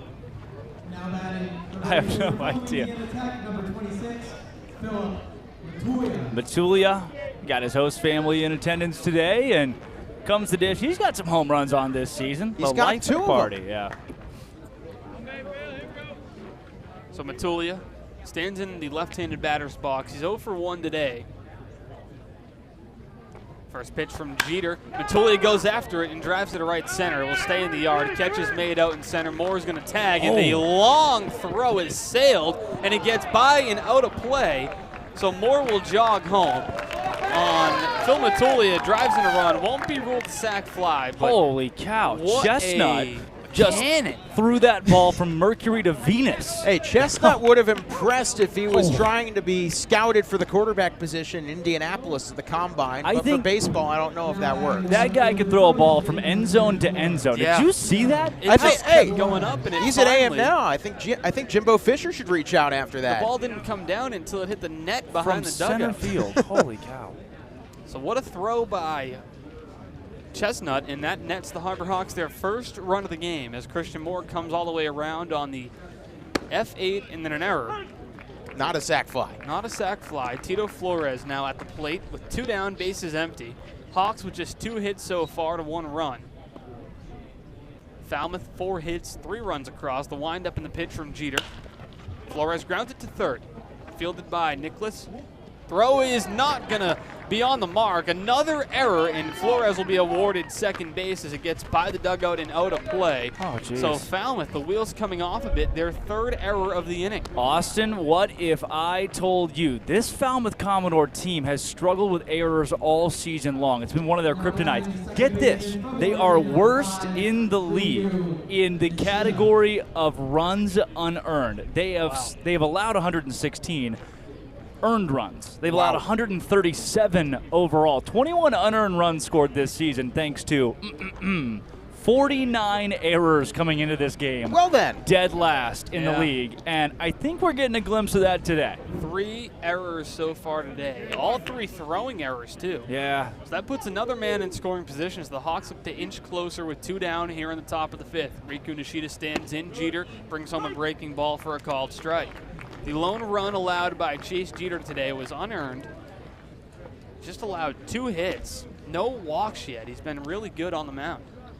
Comes set once more. Riku at the plate. Here comes the 0-1. Riku drops a bunt. It's rolling foul and picked up foul by Cromwick. If he could have kept that fair by maybe another foot, Riku Nishida had himself an infield single. It's a good-looking bump by Riku. Hey, everybody in this Harbor Hawk lineup not named Christian Moore is 0 for today. Huh, how about that?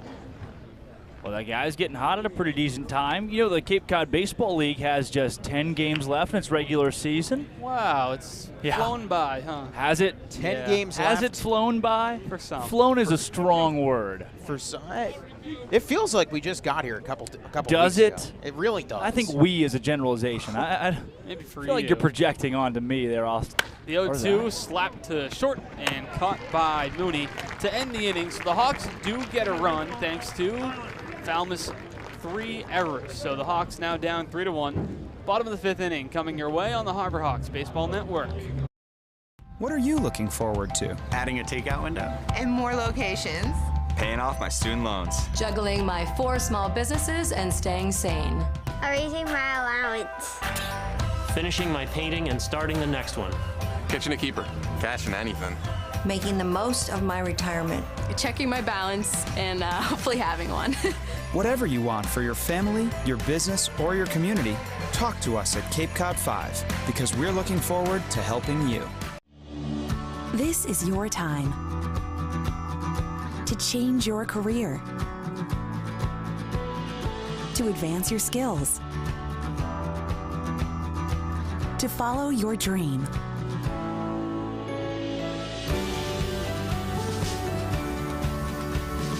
Curry College continuing graduate studies. Jackson Hyannis Tomorrow has is been. Be ready. Coke Zero is now Coke Zero Sugar, with great Coke taste. Some people were excited to hear the news, some were skeptical. So we're not gonna have the star of the show you're watching come out and say, "You'll love it." No special jingle written by this week's hottest pop star. No famous internet celebs who happen to be holding the label just so. Okay, maybe just one little pour shot. The only thing that will make you believe Coke Zero Sugar has great Coke taste is trying it yourself. Ice cold Coke Zero Sugar. Try one today. Jackson Hyannis, the new pitcher on the mound, the right-hander from Princeton, has been good all season long. Well, and like we've been talking about, a little bit now, you're looking at a guy that has 13 innings under his belt and only 6 walks. So basically that goes to say, if he was to pitch 39 innings, he would have thrown 18 walks. And if you think about it, that is impeccable. Right, Austin? It's pretty great. Impeccable it is. And for Jackson Hyannis, it was a dream for the entirety of his growing up, for him to play in the Cape Cod Baseball League. He attended Brewster Whitecaps clinics as a kid, and now that's plays weird. for the That's not the Hyannis Hawks. That's okay. Hawks are happy to have him. He's put up an all-star caliber season. Man, you remember Sam Majeski? Yeah, Former Harbor Hawk Sam Majeski. Sam Majeski, Harbor Hawk alumni. Gosh, one of the cooler stories. We've seen a lot of cool stories this summer. Yeah, there is. A lot of guys who are from Mass. That goes by in a flash, man. It feels like we got here yesterday. Yeah, we've been fortunate enough to interview. It really does. At least for me. Yeah. To finish my thought, it seems like just yesterday we were sitting in the booth at home and interviewing Sam Majeski, and now we're looking at new players still coming in for the Hawks and an all-star game just a couple days away. Yeah. Feels like yesterday that Mazdak Darvari sat me down in the kitchen of Sam Watson's house and said, "We got this new guy named Mitch Jebb," and the rest is history. Is that exactly how the conversation happened? Yeah, Hundo P, as Mazdak would say. So Hyannis on the mound here to face the top of the order. Alex Mooney, Colby Halter, Peyton Stovall, 1, 2, and 3. You're seeing today, as you saw in that foul ball, a race to the baseball by the ball boys, one of which being Eric Beatty's son. Is that Jackson or Tate? Yes. Jackson. Okay. Jackson. How confident are you in that? Very confident. Hundo P. Where'd you hear that one? That one is hit a long way by Mooney to left field. Running over to the line is Tito Flores, but it will drop foul. Yeah, that ball's going to get inside the evergreen trees that are on the baseball field. There are 3 trees that are on the field, no fence, some stands over there, and just a line of trees. What, are those not evergreen? What do you want? What do you get? Crepe myrtle? Oh, I don't know any type of tree. Patagonias? Is that a tree? I only know baseball. That's all you have the memory capacity for? Yep. Stop telling me to remember things. What's that thing that happened in San Antonio? That one misses high, 1 and 2. That would be the All-Star game wasn't in San Antonio. Nope. Not too sure. The Archipelago. One of the national championships. I say it. Remember the Archipelago. That's what it was. Alex Mooney, 1 for 2 today with an RBI single.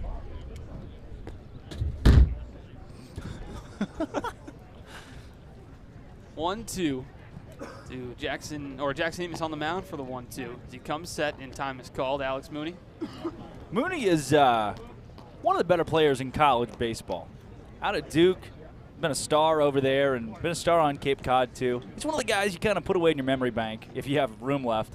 He's going to be a future big leaguer. The 1-2, and Mooney goes after that one, pulls it foul out of play.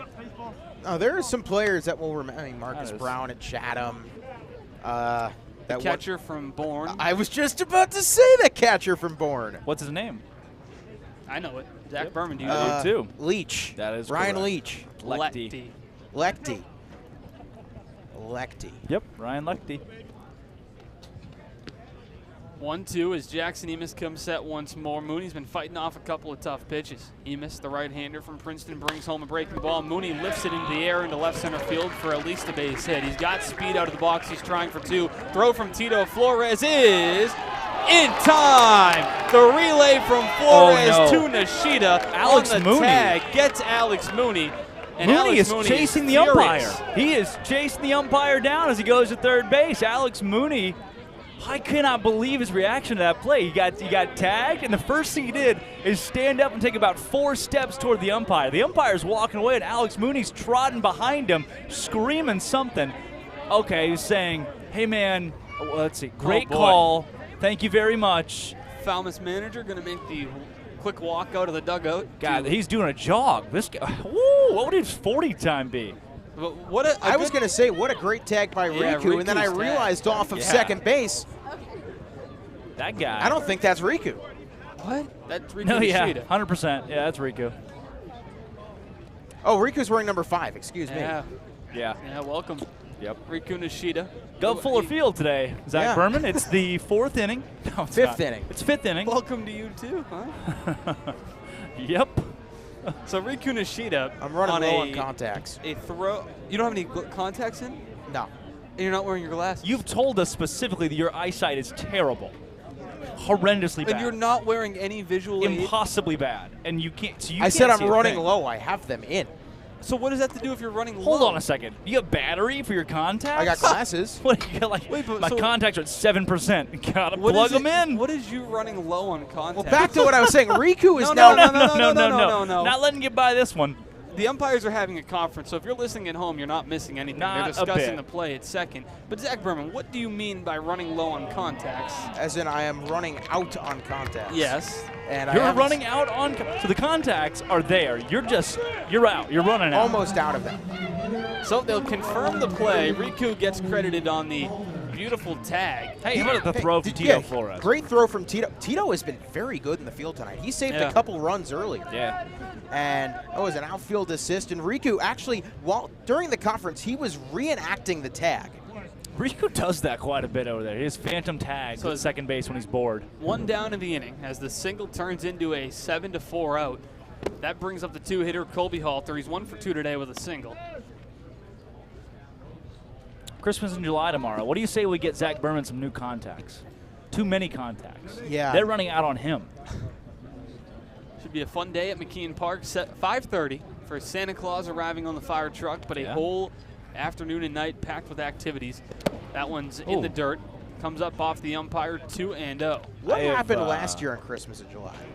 The Harbor Hawks had a great day at the ballpark. Tons of families came out. I heard something happened with Santa Claus. He was at the ballpark. I heard. I have been told that he was pulled by Dominic the donkey, the Italian Christmas donkey. Been told that Austin will not be at tomorrow's ball game. Yeah, at tomorrow's Christmas. my scheduled day off. Thank you. I heard that I'm not the biggest fan of Santa Claus. Christmas is my favorite holiday. Thank you. What's the best Not Christmas some of gift us. you've ever gotten? What's the best? I don't do gifts for Christmas. I don't believe in that aspect of it. Have you never received a Christmas gift? Don't receive them, don't give them. The 2-0 moves to 2-1. Well, 1 down. I would love a very nice Christmas gift of a not walk on 4 pitches here That'd from be Jackson nice. Emis. So finding the zone on a 3-0. Zach Berman, want to do a little red light, green light for the opposing team. Red light, green light. I'm going to go, let's go a nice big red light. Yeah, probably so. 3-0 to Halter. I'm giving him the green. There's the pitch on the outside part of the plate called strike. Not a pitch you can do a ton with, No. but Some one of my that's in the favorite, zone. I think my favorite 3-0s are the ones where the guy's like, all right, breaking ball, outside part of the plate, clip the corner. Like, all right, on a 3-0 count. Because this is their best hitter, and they're leading Yeah. the game. So you think, all right, if he gets an inside pitch, he can turn on one. Yeah. But you're not going to get one. There's a fastball. Halter does turn on it. He sends it a long way to right center field. McConnell's on the run, and they will run out of real estate as it sails over the right field fence for a solo home run by a man who has punished baseballs all season long.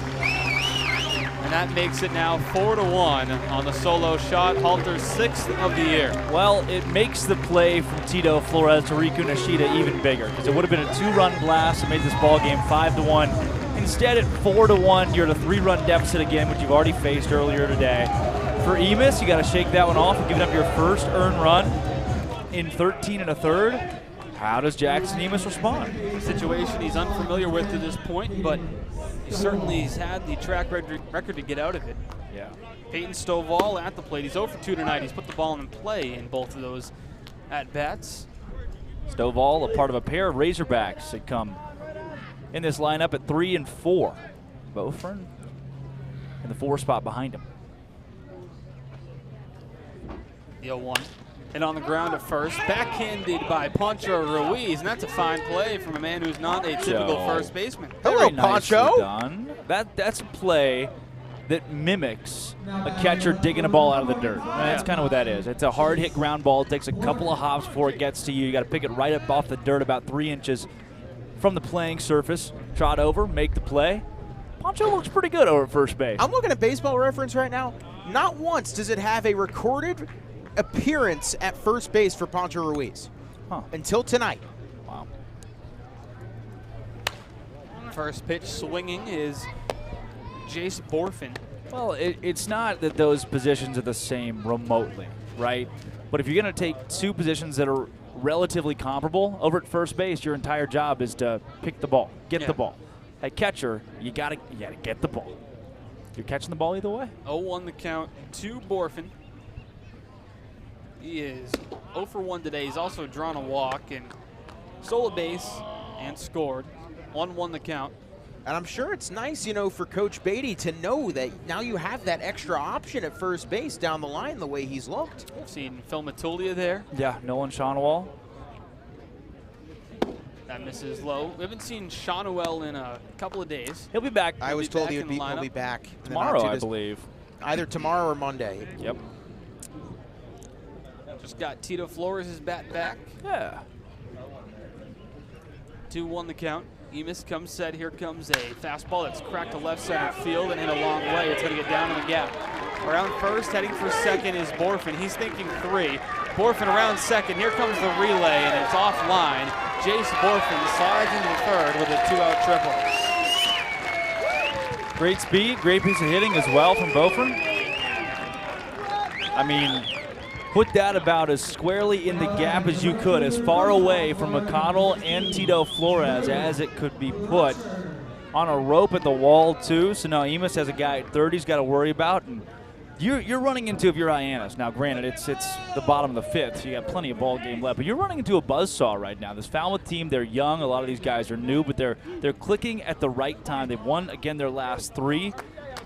They've gotten a lot of moxie, too. You watch them, it looks like they're having fun playing baseball together. Very, very similar to what Hyannis has been. That's in the dirt, too. Brutcher below the ankles, 1-0 the count. And if you're Jackson Emis, you've been pretty much perfect all season long, no earned runs.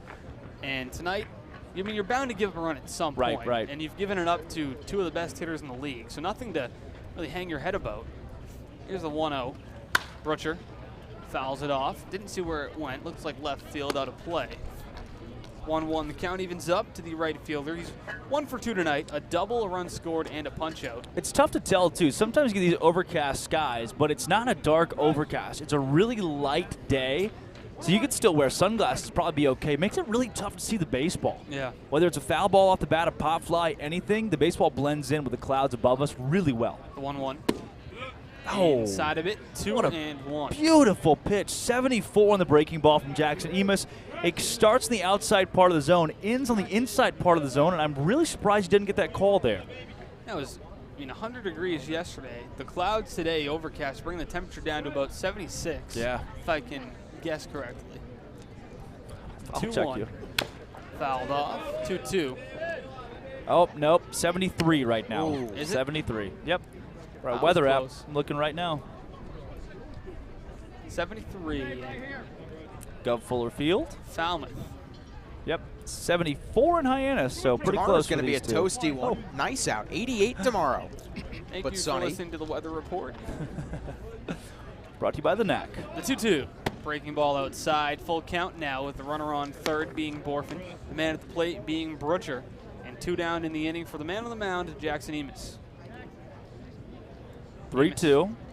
Yeah, you got to throw a strike here. Strike pitch. You don't necessarily, you have first base open, and Josiah Cromwell, the right-hander on deck, doesn't have to give him something he can hit here. Yeah.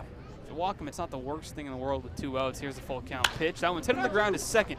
Playable for Nishida. He makes the play. The flip over to first in time. So the Commodores add a run thanks to a solo home run by Colby Halter, but Emis does strand a man at third as we're through 5 complete, 4-1 the score on the Harbor Hawks Baseball Network. Traffic is treacherous. There's a fender bender on the pike. Gonna be a wicked commute. The expressway's backed up to the gas tanks. Gridlock. Crawl.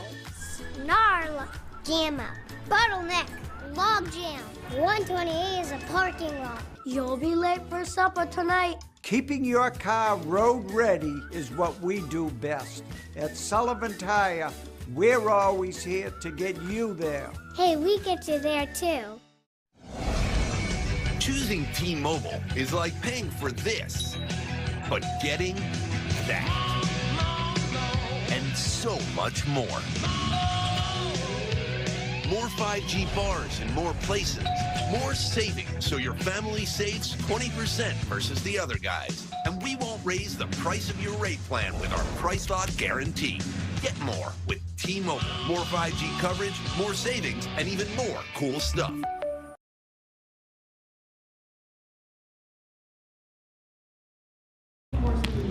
Welcome back on the Harbor Hawks Baseball Network. Austin Akuta, Drake Toll, and Zach Berman here with you. And before we begin the 6th inning and tell you about the new Falmouth pitcher, I want to tell you about one of our sponsors, the Massachusetts Health Connector. Lose your job? Just have a baby. Just turned 26 and are off your parents' health insurance? Well, the Massachusetts Health Connector has you covered. When life changes, healthcare changes.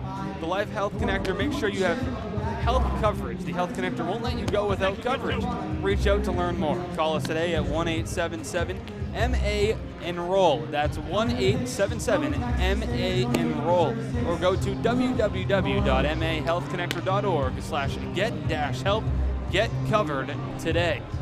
Hey, got a new pitcher in the game for the Falmouth Commodores. And Zach, have we seen this guy before? Well, have we seen him before? I think the answer would be a resounding yes. You know, this Falmouth bullpen has not been particularly great, and I will give you the stats, except my Wi-Fi just went. Oh, no. So, they're not giving you Wi-Fi here? Well, I had my, what do you call it up, my hotspot up, and it just went kersplat. Well, the new pitcher is the right-hander Luke Malone, who I can confirm we have seen.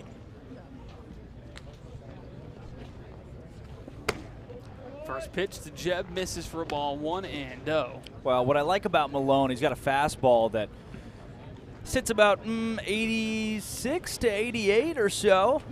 Jeb goes after the pitch from Malone, grounded to second. Stovall's there. The throw is just in time. They get Jeb by a step. If it's a close play at first today, it's you're going up. the fielder's way for sure, but yeah, he's going to sit 86 to 88 from the right side as well, so it gives you a taste of something new, but the fastball is not going to overpower you whatsoever, and so I think the Harbor Hawks should be in business. That said, you know, Austin, you know what the kryptonite is for this Harbor Hawk team? Guys that don't throw very hard. Yeah, 86-mile-an-hour fastballs. That's been the kryptonite from the first game of the year in Wareham. The Hawks, if you throw 92 to 94, they love to hit you. If you dial it down a little bit, it makes it tougher on these bats. The Michael Sansone paradox, as we like to call it. Sirota waves at a pitch, now down 0-2.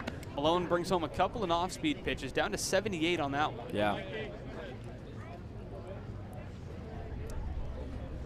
The 0-2. That misses low, 1-2 the count. Sirota at the plate tonight is over 2. That only drops his average down a bit, and to 433, that's too devastating. bad. Devastating Just for that guy. 433, the pitch to Sirota, breaking ball fouled off, and jeez. Well, nobody tell him. You know, he's got a 545 batting average in the last week. He's got a league lead 12 hits, league lead 10 RBI, second in runs with 8, only second to Mitch Jebb, who has 9, first in slugging at 955, OBP at 538. The 1-2 to Sirota, ground ball up the middle. Mooney plays it. The throw to first by Mooney's in time. They retire Sirota. Couple of ground outs to short, and Mooney does his job. 2 down in the inning.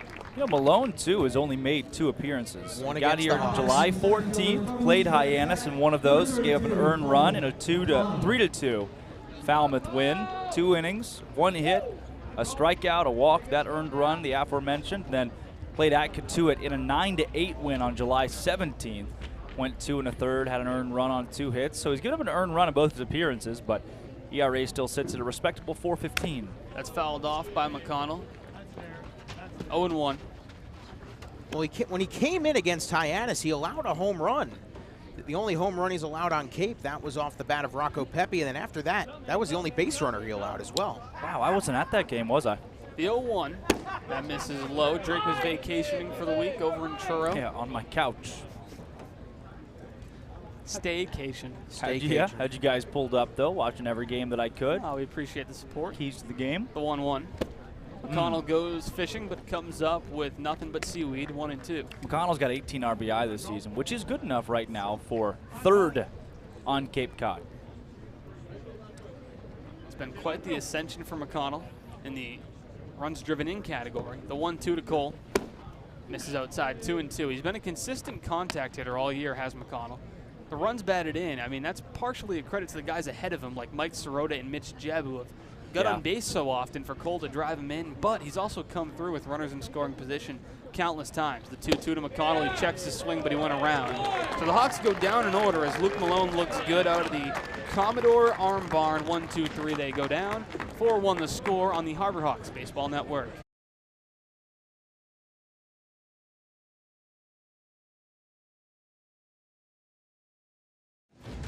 Bronk, What up, TB? what do you think my next move should be? Give it to me straight. Maybe it's just time I hang him up. I got one word for you. Retirement. If you retire now, you're gonna be walking on soft sand in a week. Just come to Florida and feel the wind in your hair. Retirement is like winning another one. Maybe I'll even join you. On the Spotty Network, this is what Tom heard. If you retire now, you're soft and weak. Just come to Florida and win another one. Maybe I'll even join you. Just go win another one. Like it's that easy, Gronk. Maybe it is. I still feel like I have a lot to accomplish. My goal is to win one more. And Gronk's coming with me. I'm retired from retiring? Mom, where are my football pants? Don't trust big decisions to just any network. Go with T-Mobile, the GO in 5G. And I'm not soft or weak either. T-Mobile is the leader in 5G. A new pitcher has taken the mound for the bottom of the 2nd inning. Its name is Jay Driver, one of the elite arms out of the Harbor Hawk arm barn. Austin Akuta, Zach Berman, Drake Toll here with you for the bottom of the 6th inning. Hawks trail 4-1. Slow day for the bat, Zach, but the Harbor Hawk defense is held up. No, the defense is held up, and without a couple good plays from Tito Flores, this game could be a whole lot worse than 4-1. And you would really like to see Jay Driver, who had a rough outing, maybe not 100% his fault against Bourne, considering he was dealt a rough hand of cards with some bad fielding out of the gate. But Driver has shown he's got the stuff to be borderline elite on Cape Cod. The fastball is certainly a power fastball. You combine it with that slider, and he started the year as the closer, but the Hawks have won a ton of games, quite frankly, by a wide margin that he hasn't been needed in the closer role as often. And Drake, they're going to use him in a variety of ways. He had the start in his last time, and now you're going to see him here in the bottom of the 6th. He could be asked to go a couple of innings. Well, that's what's so tough for Driver, and not just him, but Ty Langenberg as well. There were a few games where Harbor Hawks needed closers early in the season, but they got in this groove of we're either going to blow you out or get blown out. Now, the Harbor Hawks only got blown out 2 or 3 times over the course of a long stretch. They were blowing so many teams out, though, that Langenberg and Driver weren't really used. They were the closers who just really rode the pine. So they've been used in starter roles, early relief roles. Tough to get into a groove when you've been told preseason, you're our closer, and then that kind of becomes obsolete in a lot of these games. So Driver's got to be malleable in these spots. They'll have to deal with Josiah Cromwick first. The catcher's 1 for 2 with an RBI single and a run scored, and Jay Driver welcomes Cromwick back to the dish with a 93-mile-an-hour fastball. Driver's ERA sits at 4.37 right now. Like you mentioned, Zach had that rough start not too long ago. Fastball again. This time it's outside. Count will even up. That was July 17th against Bourne. Today's July 21st, so pretty short rest for Jay Driver to get a start and then come into relief just 4 days later. He went 3 innings in that game as well. So how'd you know that? Well, my computer's not working. Yours is. That is true. So look at that. 1-1. That misses low. 2-1. They have Wi-Fi provided by the press box here. Was it working for you? Yeah, password. Starts with a P. I have and the L. password. It was There you working go. for me last time. All right. You know, right now I'm just getting, the old the dinosaur game. You know the one. Yeah. Putt-putt. There's a dinosaur putt-putt on That's the cage. laser That's tag. The 2-1. Cromwell comes up empty. Count moves to 2-2. Be a big vote of confidence here, a confidence boost for Jay Driver. He can get a strikeout on the first batter of the game. See where Driver goes here with an even count. Breaking ball. Thanks for coming, Josiah Cromwick. Down you go. Jay Driver starts him off with the slider. You know, Driver, in that Bourne appearance, the 8-1 loss for the Harbor Hawks, he allowed 5 runs. 1 was earned. So really, he only allowed 1. And that's what's kept his ERA at a reasonable mark. So he's had a few scenarios where his defense backing him up has not been pristine. And that's even tougher to fight off if you're a guy. Yeah, and for Driver, the defense, the Harbor Hawks defense has been relatively consistent all season long. And that was the one game where they didn't show up early, and unfortunately, Jay Driver got kind of left out to dry a little bit. I can tell you this, too. There's a big Is that a whiff pun there or no? Driver, no. No. Driver. Oh, yeah, no. Good try. Driver. No.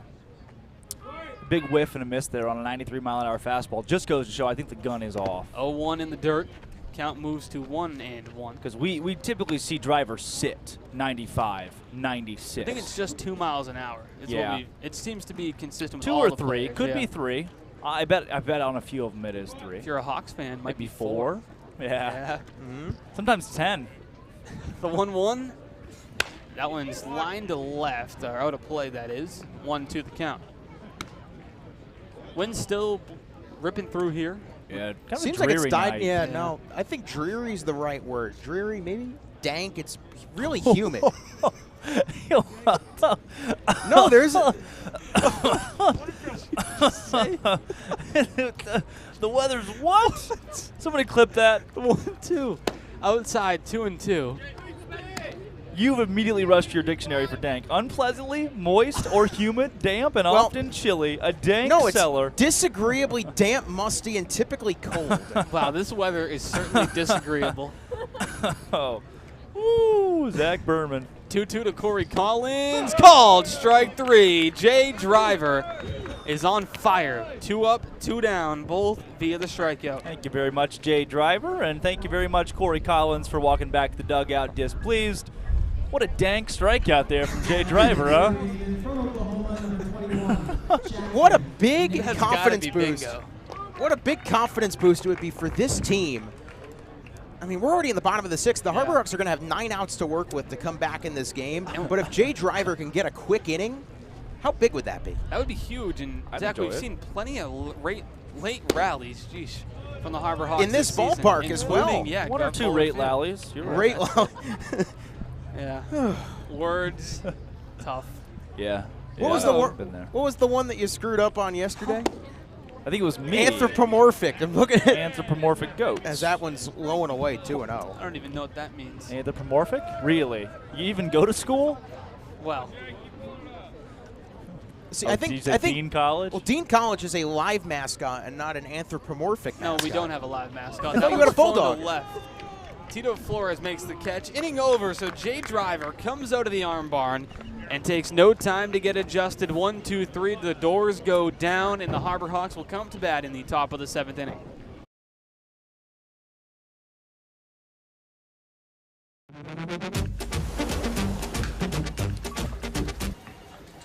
Tastes like a Coke. We nailed it! Coke Zero Sugar. Have they nailed it? Sounds like they really nailed it, huh? Nailed it. And that's when you said...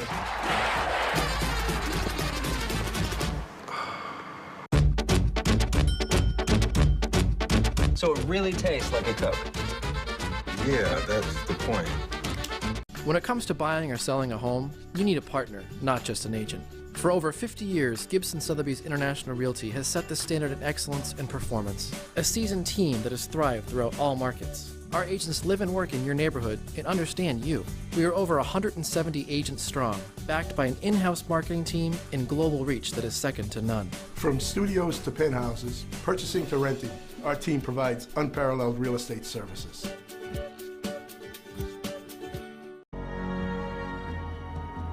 If you live here, fun is your thing. If you live here, tough is your thing. Smart is your thing. Caring is your thing. If you live in Massachusetts, community is your thing. Since 1972, the Massachusetts State Lottery has provided over $25 billion to help cities and towns with the things they need most. If you live here, giving is your thing. Wouldn't you know it? But the home run hitting, who can hit the most of these home runs in the Cape Cod Baseball League contest is this weekend. It is on Saturday. You can't call it a home run derby. There are 6 participants. It's not referred to as the Big Fly Bonanza? There are not 6 participants. There's 3 from each division. There are 10 teams in the league and 6 home run. Is that what the home run derby is? 20 minutes long? There are 6 home run hitters that will be playing in the home run hitting contest. All right. In Wareham. Here's a guy who has home run hitting power and has done the home run hitting thing once this year. Who on the Harbor Hawks doesn't have home run hitting power then? Who could you not say that about if you can say it about him? Any of the pitchers. The 0-1 lined to right field. Poncho's got himself a base hit, and he is hustling out of the box, but it will only be a base hit, so a leadoff single off Luke Malone here in the top of the 7th. I thought he could have stretched it right there. You saw Poncho Zach take a big turn around first, and he's gotten a lot faster, too. I would have liked to have seen him go. I've been very impressed with what we've seen out of Poncho today defensively and now at the plate. And, hey, let's see. Christian Moore's coming in here 2 for 2. He's halfway home to the cycle. Yeah. Third of the way, 3/4 of the way there by the end of the at-bat would be appreciated. Nobody out. Christian Moore, an extra base hit and a base hit, and he lines that one to right field, but it's going to stay in the yard as Butcher jogs back near the wall. Zach Berman, he almost completed the third leg of the cycle. Another good piece of contact. The Harbor Hawks have had a couple warning track shots tonight. What is the hardest leg of the cycle? It's I think a triple. I would agree. Yeah, depending who you are. I think most guys. It's David or 99.9% of guys would hit more home runs than triples. Yeah, in a year. On Cape, it's a little bit different. D. Gordon, maybe. Yeah, D. Gordon would be the home run. Riku Nishida would be the home run. Yeah. But for probably everyone on else. Cape, you know, with the guys that are just adjusting to wood bats, maybe you'd say that the home run would be the hardest part of the cycle to reach. Maybe. Corona stands in, lines it foul. The Harbor Hawk catcher. 0 for 2 today, and he's grounded out to third base both times. Did we also confirm that your mascot is anthropomorphic? Whatever that What means. is your mascot's name? Okay. Boomer, the Bulldog. at Boomer Dean the College. Bulldog. I See, have a dog named Boomer. Baylor had Joy and Lady, the 2 black bears. What happened? One of them, Joy died. Oh, There are 2 live bears. Well, there's 1 live bear now. Oh. 1 live bear and 1 not so live bear. Sorry to hear that. Yeah. Thank you, man. I thought your mascot was Jeff Dunham. The 0-1 misses outside, maybe high. 77 on the breaking ball from Luke Malone. Did not miss by much there. Yeah, but the Baylor is looking for 2 new live North American black bear cubs. So if you know anybody, Where do you get live North American black bear cubs from from? Mother Bear. The 1-1. Corona high chopper to short. Mooney will play it on a hop. Throw will not come out of the glove, and Corona's safe. The 4th error by the Falmouth Commodores. Could have been a double play. Look, And with both Harbor Hawk catchers aboard, the Hawks are in business it with is 1 out. death, taxes, and the Falmouth Commodores committing errors. They've got 53 of those this season. 53 errors this year in 35 games, less than 35 games. Yeah, tough going for the Falmouth defense. Yeah. And the field's in perfect condition. So I don't think the infield plays any part in those errors. Oh, yeah. Hey, the Wi-Fi's working. Mostly the players that do the error thing. Yeah. Not the field. So, yeah, no cop-out for them. Well, look, would you look at that? The tying run is at the plate. Phil Matulia, that guy. That He's guy. 0 for 2 today. Here's the first pitch from Malone. Matulia fouls it off. Phillip had himself a absolute ball yesterday at Dunkin' Donuts Park, or Duncan Park. Yeah. Hey, he came Do you to the prefer? ballpark I do. having a fan club in Hyannis, and he left the ballpark having a fan club with pretty much all of Central Connecticut. Tell you guys, my dad's name is Philip. 1 L or 2? Does he spell it with 1 L or 2? 2 L's. That's in the dirt. 1-1 the count. 2 L's. No. You don't know. Now you know. I'm decently confident that it's 2. Wait, you don't know how your dad spells his first name? Well, I know that it's kind of funky. Yeah, the Phillip at the plate with just the 1L. Malone fires a 1-1 that misses low. 2-1 the count to the LA Tech Bulldog, Phil Matulia. I was right. It's 2. Okay. What, do you have your dad saved him by his first name on your phone? No, but yeah, I Okay. do know how to spell Mike, so. M-I-C. Yep, that's it. Moore is the only out of the inning. Ruiz started off with a single. He moved to second on the error by Mooney as Corona reaches. Matulia just missed that one, fouled it off, 2-2. Mooney had that error. That was his 12th error this season. I think he leads the Cape Cod Baseball League. Yeah, Mooney, unfortunately, it's short. Most of them have been throwing errors, but that one on the field there, he bobbled it a couple of times in and out of the mitt. First and second for the Hawks. That is one correct. out in the inning. Alex Mooney has 3 more errors than the next guy. Who is the next guy? Also a Falmouth Commodore. Huh. Halter. 2-2. As Malone comes set, brings a pitch to Matulia, and he goes out and pokes it to right center field for a base hit. Grounding third and coming home is Ruiz. The ball's bobbled in center field. Everyone's going to move up another base. The throw from center is not in time. So Phil hits an RBI single, advances to second base. It's a 4-2 ball game, and the Hawks have tying runs in scoring position. Unbelievable. What did you say, Drake? Death, taxes, and the Falmouth Commodores committing error. That is their 5th error of the game. 5 errors 5 today errors for the Falmouth Commodores. An RBI single, and then Matulia advances to second. Corona advances to third on the E8. Look, I can imagine it's awful to be imprisoned in Azkaban or Alcatraz. It's even worse to be imprisoned as a pitcher for Falmouth when you could throw a gem of a ball game. These guys have 5 errors behind you. You were locked into this cage of errors. With 1 out, the Hawks are down 2, and both those runs are on the base pass. It's Corona at third, Matulia at second, with Tito Flores at the plate as he watches a breaking ball go by, 0-1. You heard the whole dugout yelling, Phil, Phil, Phil, and then Tito comes up, and Riku said, Tito! Gave him a great introduction to the plate. Riku is in the on-deck circle now.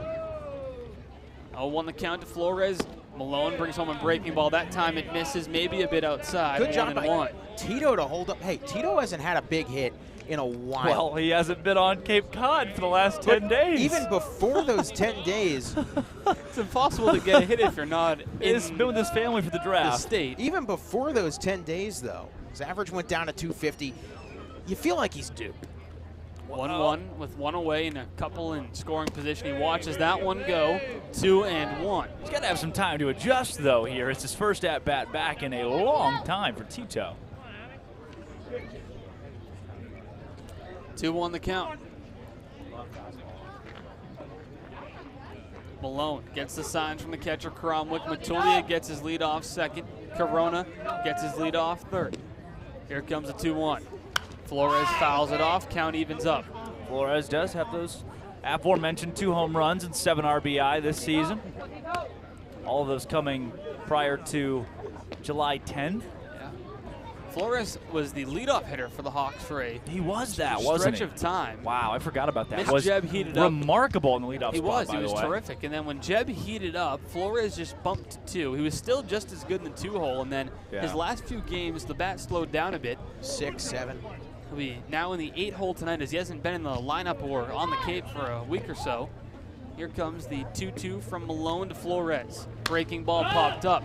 Drifting out of play. We'll see if Cromwick has a play on it. He slides. It does not. It was behind the bat boy netting. There was no possible play on it, and the count will hold it 2-2. Yeah, that's frustrating, that is too, frustrating. if you're the catcher Cromwick, because at a Major League ballpark, you most certainly have a beat on that ball, but the bat boys have their own special net set up with a bunch of chairs as well. That's exactly where that ball went. Yeah. I want to talk about something for a second. Oh, Who sure. started this rally for the Hyannis Harbor Hawks? That would be Poncho Ruiz. I was going to guess. How big is it to get his bat going, huh? Yep. True. Tito Flores, though, need to get his bat going. That would be big. Hey. It would be big. Represents the go-ahead run here. 2-2. 1 down and a pair of Hawks in scoring position. Here's the pitch from Malone. Breaking ball hit the other way to right field. It will hang up long enough for Brutcher. And the Hawks will stay where they are. No tag as that ball just carried on a line, so really no play at a sac fly. All right, Riku Nishida coming to the plate here. Okay, they read my mind. The entire infield, Nicholas at third, Mooney at short, Stovall at second, Collins to an extent. They have all, well, they moved in, and then most of them moved back out. So Nicholas, Backed out? Nicholas is standing about 4 feet into the grass on the third base side. Mooney is way back. Stovall is way back. They're waiting for a chopper. Collins has come up a bit. You know, Malone is certainly on edge for this one. Nishida loves to either hit a little chopper over your head if you're playing in or bunt it if you're playing back. Here's the scenario I arise. You lay down a bunt, it's charged, and it's thrown into the stands. Here we go, yo. 2 down. Nishida at the plate. Hawks down 4-2. Runners on second and third. Breaking balls a called strike to Riku 0-1. The future Oregon Duck Nishida put up a sensational year at Mount Hood Community College. The future what? Oregon Duck. Oregon. Oregon, tomato, tomato. Wow, we've said that a few times today, huh? Oregon, you get what you get. Oh. Time is called. How'd you know? Requested by Riku. Well, what we do know is that Riku's going to be wearing a lot of Nike swag come fall. That he Playing will. with Josiah Cromwick, who's right behind him, about a foot away from him. Hey, Cromwick's wearing the green and yellow duck cleats. You can Plays see for him. Oregon. 0-1 to Nishida. Foul tipped into the mitt of Cromwick. Now he's behind 0-2. Well, 0-2 count on Riku. Doesn't strike out a ton, so that certainly bodes well for him in this scenario, but now you got to be a lot more. You can't be as selective. Got to be a lot more open to swinging at pitches close and at least trying to fight them off if you don't like them enough. Riku's good at doing that, but a strikeout here would be so demoralized. Here comes the 0-2 to Nishida. He hits that one back up the middle. Diving and making the stop is Stovall. He'll have no play. Nishida's safe. Matuli is safe at third, and Corona comes in to score. The Hawks are now within a run as it's 4-3. Hello, Riku Nishida. Infield single, and let's look. That play does not happen for 7 out of the 9 hitters in this Harbor Hawk lineup. Stovall's got to play on the majority of the hitters in this team, but Riku Nishida is the fastest player on Cape Cod. There are plenty of statistics, logistics, numbers to back that up, and he proves it right there with an RBI that pulls the Harbor Hawks within 1. So now we're back to the top of the order. Runners on first and third. And Mitch Jebb up at the plate. He's 0 for 3 tonight, coming off of a stellar performance yesterday morning/afternoon. Hey, Drake, you mentioned 7 of the 9 players are going to be called out there. Riku was one, and the other one is at the plate right now. Hey, Mitch, what's going on, man? Oh, nothing much. Yeah, no, hitting the home run play. That'd be great. Stolen base leader of the league is on first base, and he may be off on one of these next couple of pitches. First pitch to Jebb misses low, 1-0. Yeah, surprised Nishida didn't go there. You've got Matulia at third, who's got decent speed, probably on the top half of his lineup for the Harbor Hawks. Well, yes, out. If Riku gets caught in a pickle, Matulia certainly could come home and tie the game. 4-3 the score. Runners on the corners. Mitch Jebb at the plate with 2 down. Here comes the 1-0. Riku goes on the pitch. It's outside. No throw. Riku swipes second base, and the stolen base leader in the Cape adds another. I don't know about you, but Riku Nishida is feeling 22. He's got 22 stolen bases this season now. League leader. And as you mentioned, Mitch Jebb with 16, second in the league, standing at the plate. Got a 2-0 count on him as well. If he can get something he likes right here, he could possibly give the Hawks a lead. Chance to do damage. Good speed on the base pass. Great speed on second. Yeah. Matuli on third. Riku on second. 2-0 the count. Here's the pitch to Mitch Jebb. Breaking ball. Jebb serves to left field. It is going to be down for a base hit. Matulia scores. Riku's going to score. The Hawks take the lead on a 2 RBI double by Mitch Jebb. The Hawks were down 3-0. They were down 4-1. In a 4-run top of the 7th inning, they take the lead 5-4. Mitch Jebb, again, it's that inside-out swing that he has borderline patented. And he got a pitch in on his hands, saw something like got the green light on 2-0, serves it right down the left field line. That might be one of the best pieces of hitting we have seen on Cape Cod all summer. And Money Mitch, money in the clutch. Well, 5 runs now for the Hawks, all of them unearned. No chance. 5 errors from the Falmouth Commodores today. Every single one of these runs, the pitchers have not been accountable for. That is correct. 5-4, the Hawks take the lead. A Jeb 2 RBI double. It started on a single by Poncho. Moore flew out to right. Corona reached on an error. Matulia singled, moved up on an error. Flores flew out. Then Riku singled in a run, and then Mitch Jeb, the 2 RBI double. The Hawks lead at 5-4. It's like Guantanamo Bay. What? You are locked in. What? You are locked in. If you were a pitcher, you can't get away from this. You could pitch a gem, an absolute gem, but you are in a behind bars when 5 runs come across the plate, and none of them are earned. And you can't do anything with that. No, not a thing. Luke Malone allowed 4 unearned runs. As the Hawks take the lead, they storm ahead 5-4. We're still in the top of the 7th inning. Hawks got more work to do with Mitch Jeb on second, but we do have a pitching change. So we'll take a brief break on the Harbor Hawks Baseball Network. Gannon's Tavern is the home of incredible wings, handcrafted cocktails, ice-cold beer, and Keno. Their innovative tavern menu features seafood, great sandwiches, steaks grilled to perfection, and stunning specialty dishes. There's no better place to watch your favorite New England pro football team than Gannon's Tavern, in their large bar or outside on their covered deck, complete with TV and sound. Gannon's Tavern, 959 Burses Way, Hyannis. Like them on Facebook and Instagram.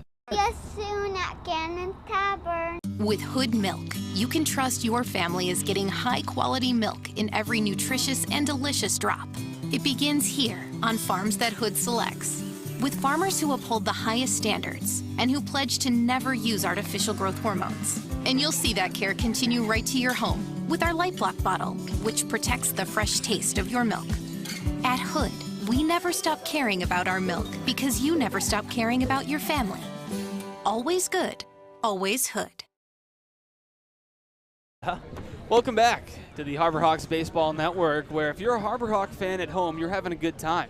4 runs in the top of the 7th inning, and they've taken the lead 5-4 with a new pitcher on the bump for the Falmouth Commodores, and he goes by the name of Josh Stewart. Question. Answer. If you're a Harbor Hawk fan and you're not at home, say you're at the ballpark, are you also having fun? I'd say you're having a great time. Is that subjective? 2. 3. What? What? Hope they're having a good time. The stands are packed behind the Harbor Hawk dugout tonight, and Mike Sirota will come to the plate looking to continue the rally that's In case you wanted a breath, meet Mike Sirota. Yeah. Doesn't get easier from here. Josh Stewart, though, the new man on the mound, has been pretty effective throughout his time here in the Cape as it's a called strike. Sirota so far this season has fired 11 1/3 innings. He's allowed just 1 run, walked 2, and allowed just 5 hits. So just 7 base runners allowed by the right-hander in 11 1/3. That's not bad. Yeah, the 0-1 from Stewart. Fastball, Sirota can't catch up to it, 0-2. You know, I love pulling up weird stats like this. In every game the Harbor Hawks have played in Falmouth this season, the Harbor Hawks have scored 4 or more runs in the last 3 innings of each game. So something about Gov Fuller Field in late game rallies. Well, we never felt like the Hawks were out of it. They only had 2 hits for a majority of this game. They've quickly moved their total to 6. The 0-2 to Sirota. He goes down swinging. Stewart comes out of the bullpen and squashes any further rally. But the Hawks have a 4-run top of the 7th inning under their belt, and they have a 1-run lead as we head to the bottom of the 7th inning on the Harbor Hawks Baseball Network. Hey, Mama, what's up? Did you switch my service from Verizon to T-Mobile? Yep. T-Mobile has the only nationwide 5G. Well, Mr. Know-It-All, let's see if you right about that. Mama. Hey, Mama, I'm working. It works at the pie shop. T-Mobile's 5G works inside and out. Hey, what you need, Mama? I'm trying to watch the game with my boys. It works in the park. Oh, okay. Mama? It works at the aquarium, in the parking garage, at the beach, in the elevators. It works in the movie theater, too. Oh, shush yourself. I'm talking to my baby. You're driving me crazy. I was just calling you to say thank you, baby. I love you. I love you too, Mama. Yes, Mama. It works in the kitchen. Tell Mama. Mama? 5G, it works in the club. Who are you in a club with? All about it. Tell Mama. We We all have obstacles, challenges at different points in life. I still push myself every single day, and the harder I push myself, the more I find myself drawn to wearing UFOs. The first time I put on a pair of UFOs, it was like someone released the pressure.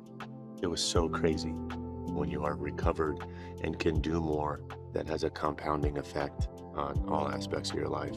Stepping into a pair of UFOs, they're truly one of a kind. There's nothing like them. Best ever? Good question. Wait, why'd he sound like Dr. J in your head? I've always sounded like Dr. J in my head, which means Dr. J's outside voice sounds like my inside voice? Which Coke? The doc would know. He got the world to call him doctor without going to med school. There's only one best ever.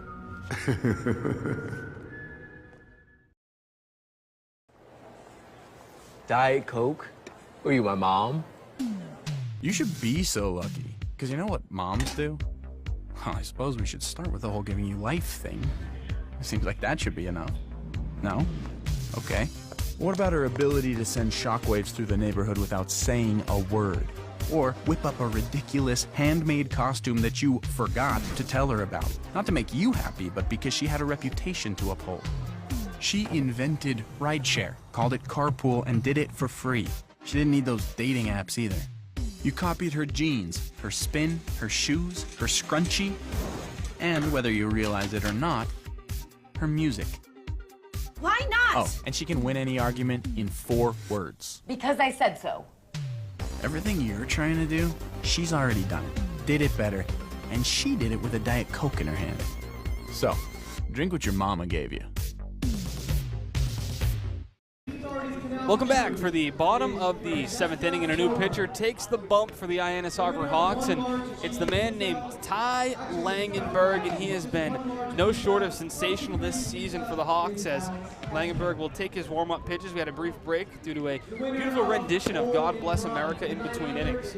Yeah, that was a really great performance. The high notes were not just hit, they were crushed. For the fast pitch, 9 and under. And I do have some good news as Langenberg comes in. The Harbor Hawks have a chance to go up 1.5 games on Katuitt. That game has gone final. YD defeats Katuitt 5-1. YD won today. Big win for the YD Red Sox. Big win for what the good guys. What else do we have for scores around the league? Zach Berman, brought to you by the Knack. Bourne currently on top of Wareham 1-0 in the top of the 4th. I believe that's the Nesson game at Durham Park. Chatham, a 5-1 lead on Orleans in the bottom of the 4th. So the Anglers half a point. Orleans can't win a game, man, and Chatham can't lose a game. Chatham What's going on is right now? half a point out of the playoffs right now. And you know who they're behind? They're behind Harwich. What's their score? Harwich defeated in a light shortened. They were defeated, or they did defeat? They defeated Brewster 7-3. So Harwich will stay in that final playoff spot for right now. But the playoff race is pretty interesting because I did not realize coming into the game until I looked. Falmouth is 5 points locked into a playoff spot. Over Wareham? Wareham is 5 points back. Wareham can't win a lot of games. Falmouth can't lose right now. Falmouth and Chatham are pulling themselves out of the dweller. The dweller? Is that a thing? Cellar. The doldrums. The doldrums. Cellar. And the cellar. The cellar and the doldrums. Basement. They're clawing their way back into the playoff conversation. They've both gotten themselves pretty squarely there. Well, not true. Yeah, Falmouth won 3 straight games and have made some separation from the last place Wareham and Gateman and have inched closer to the Bourne Braves as Ty Langenberg has completed his warm-up tosses, and we're about ready to go here in the bottom of the 7th inning. Travis Chestnut stands in and goes after a fastball, but comes up with just air, 0-1. Yeah, Travis, you're facing Ty Langenberg right there, and that guy's fastball run in the low 90s, but has a lot of good zip to it from the right side, can pull it up into the mid-90s as well, and did so there on the 9-hole hitter. Langenberg with the glove held high, now goes into the wind-up leg kick, fires home, and Chestnut says, well, that fastball is too tough to hit. Let me try a bunt, and comes up empty. 0-2 now to Chestnut. Chestnut stands at 5'6", 160 pounds, and is a guy from Temple, Texas. That's about 30. You've been there. It's about 30 minutes outside of Baylor University. Waco, Texas has a Buc-ee's in the middle of it. I love Buc-ee's. The 0-2. Swing and a miss. Down goes Chestnut, and Langenberg does the strikeout strut around the mound. Okay. Chestnut is one strikeout away from the golden sombrero. He's got 3 strikeouts today. So now that brings up the top of the order in Alex Mooney. How about the bullpen for the Hawks? Jay Driver, 1-2-3, sits down the Commodores with a pair of strikeouts. Langenberg starts off the inning with a strike, and they'll say that he did not go 1-0 the count to Mooney on the check swing. He didn't go, but at the same time, I thought that was in the zone. Anywho. Winds up, brings home the 1-0. Down after the changeup, 87. That pitch is absolutely filthy. Mooney comes up empty, 1-1. Okay, let's talk numbers. Langenberg came into today having thrown 14 2/3. Now he's up to 15 innings, 26 strikeouts to 2 walks. Swing, a miss. There's the slider at 81, 1-2. So if my math is correct, that would be 13 strikeouts per walk. Yes. Holy smokes. No, I'm going to have to check that. I'm going to have to check that. Give me an inning. For every walk, he strikes out 13 batters. Here comes the windup and the 1-2. That one comes up high, just misses Mooney up near the shoulder, and it bounces off the brick backstop all the way back to Ty Langenberg. Did you hear that? Sounded like it clipped. It just skipped the helmet I did there. hear a noise. You know what that got? Not the helmet. That got the top of Corona's glove. Okay. Good observation. Keen ear. You couldn't see it, but you heard it. No, he has right? the contacts in. Oh, you do? Yes or no? Contacts, yes or no? Yes. 2-2, pop foul. Out of play. Well, it was the reaction from Mooney. If someone gets clipped on the helmet, I don't think they're going to react to it just as, oh, you know what, I'll step out of the batter's box for a second. At the very least, you'd be shaken, taken back a bit. Went right over the top and off the top of the glove. Here's the windup, the 2-2. Weak ground ball, foul. And this at-bat is showing just how good of a hitter Mooney is, because you will see so many other guys in this league strike out by now on that changeup, and instead Mooney's battled a couple and back. Yeah. So we'll see where Langenberg goes here as Mooney making him work on the mound. Boy, how big would it be to get a 3 up, 3 down? Starts here.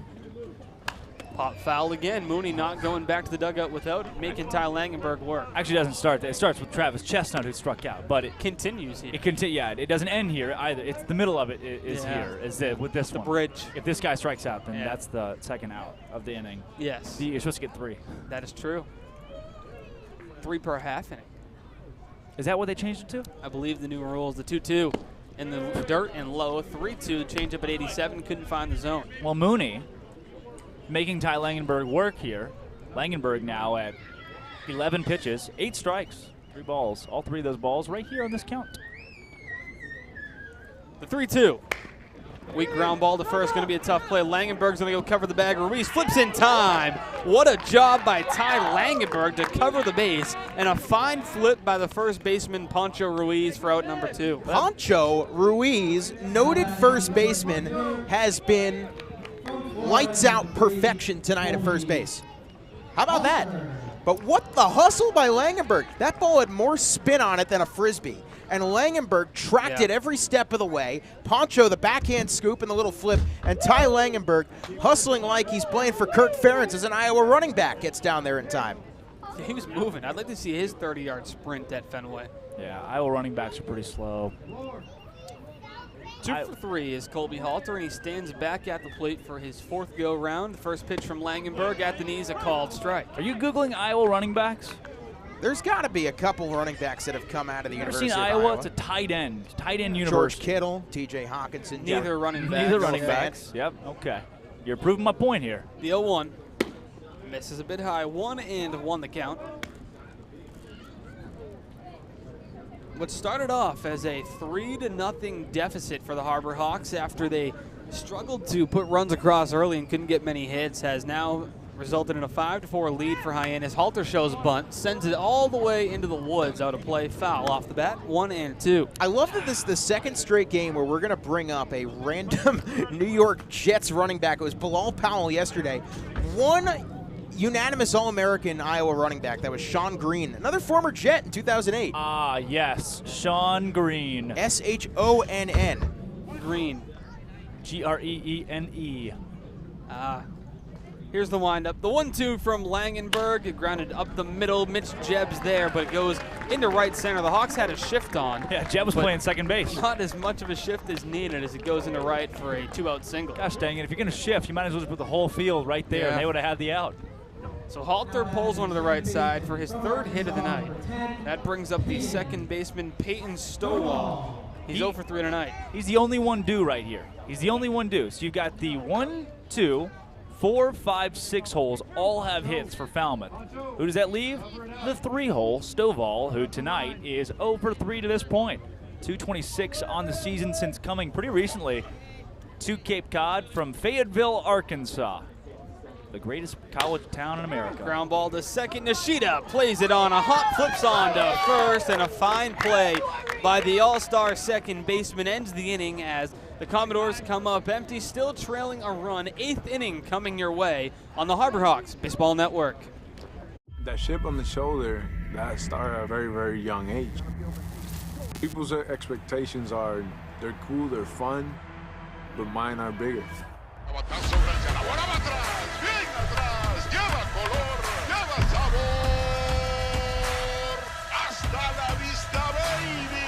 When you play in New York, they want to see winners.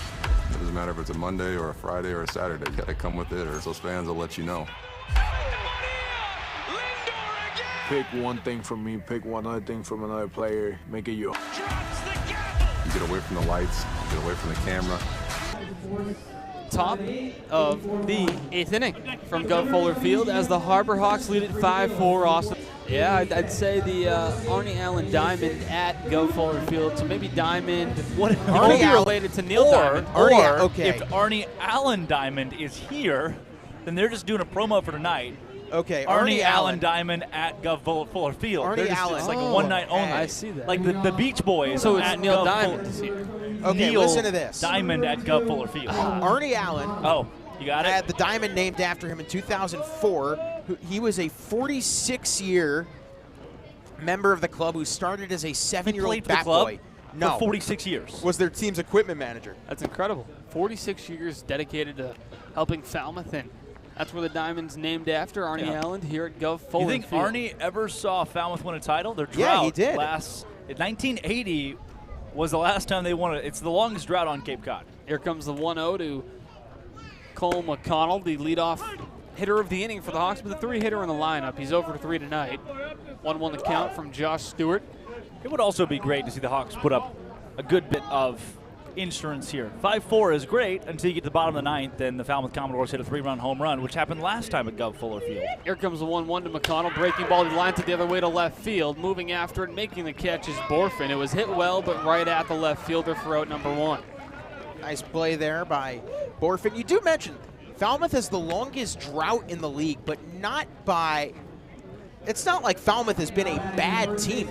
They made the playoffs 9 of the 10 years in the 2010s. They reached the championship 3 times. Actually, notable alumni, too.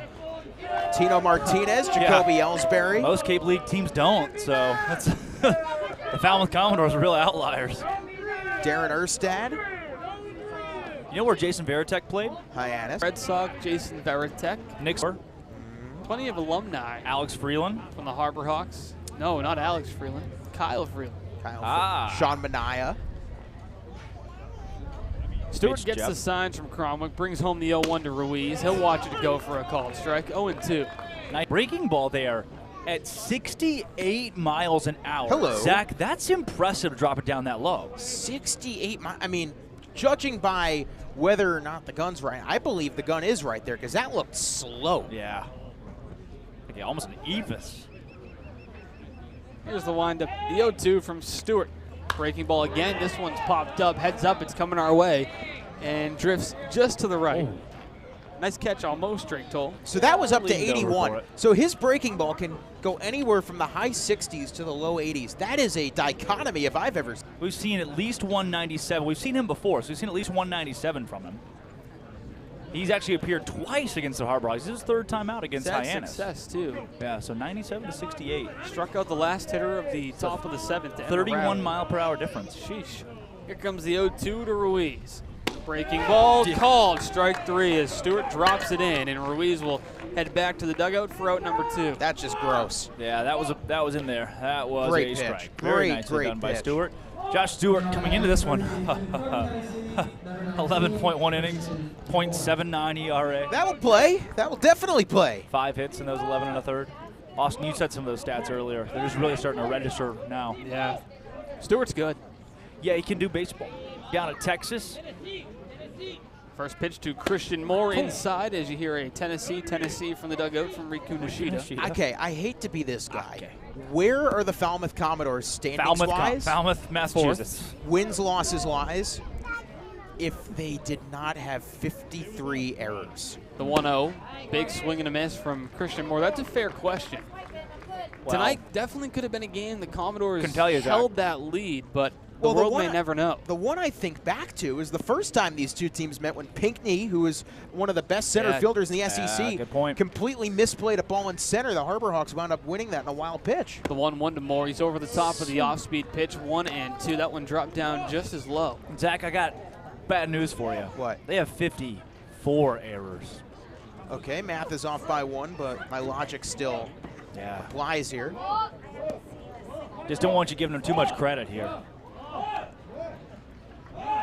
1-2 the count. Stewart gets the signs from Cromwick. Here's the windup and the pitch. Moore flips it foul out of play. Count will hold right where it is.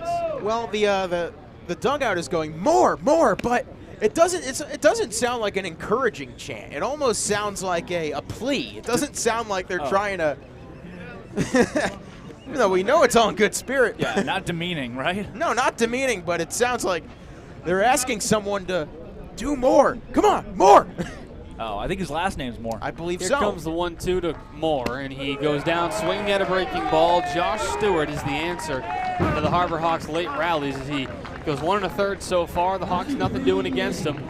Still holding the 5-4 lead. We got a close one. Don't go anywhere as Ty Langenberg will return to the mound when we return to the mics in the bottom of the 8th inning. With Hood Milk, you can trust your family is getting high-quality milk in every nutritious and delicious drop. It begins here on farms that Hood selects, with farmers who uphold the highest standards and who pledge to never use artificial growth hormones. And you'll see that care continue right to your home with our Light Block bottle, which protects the fresh taste of your milk. At Hood, we never stop caring about our milk because you never stop caring about your family. Always good, always Hood.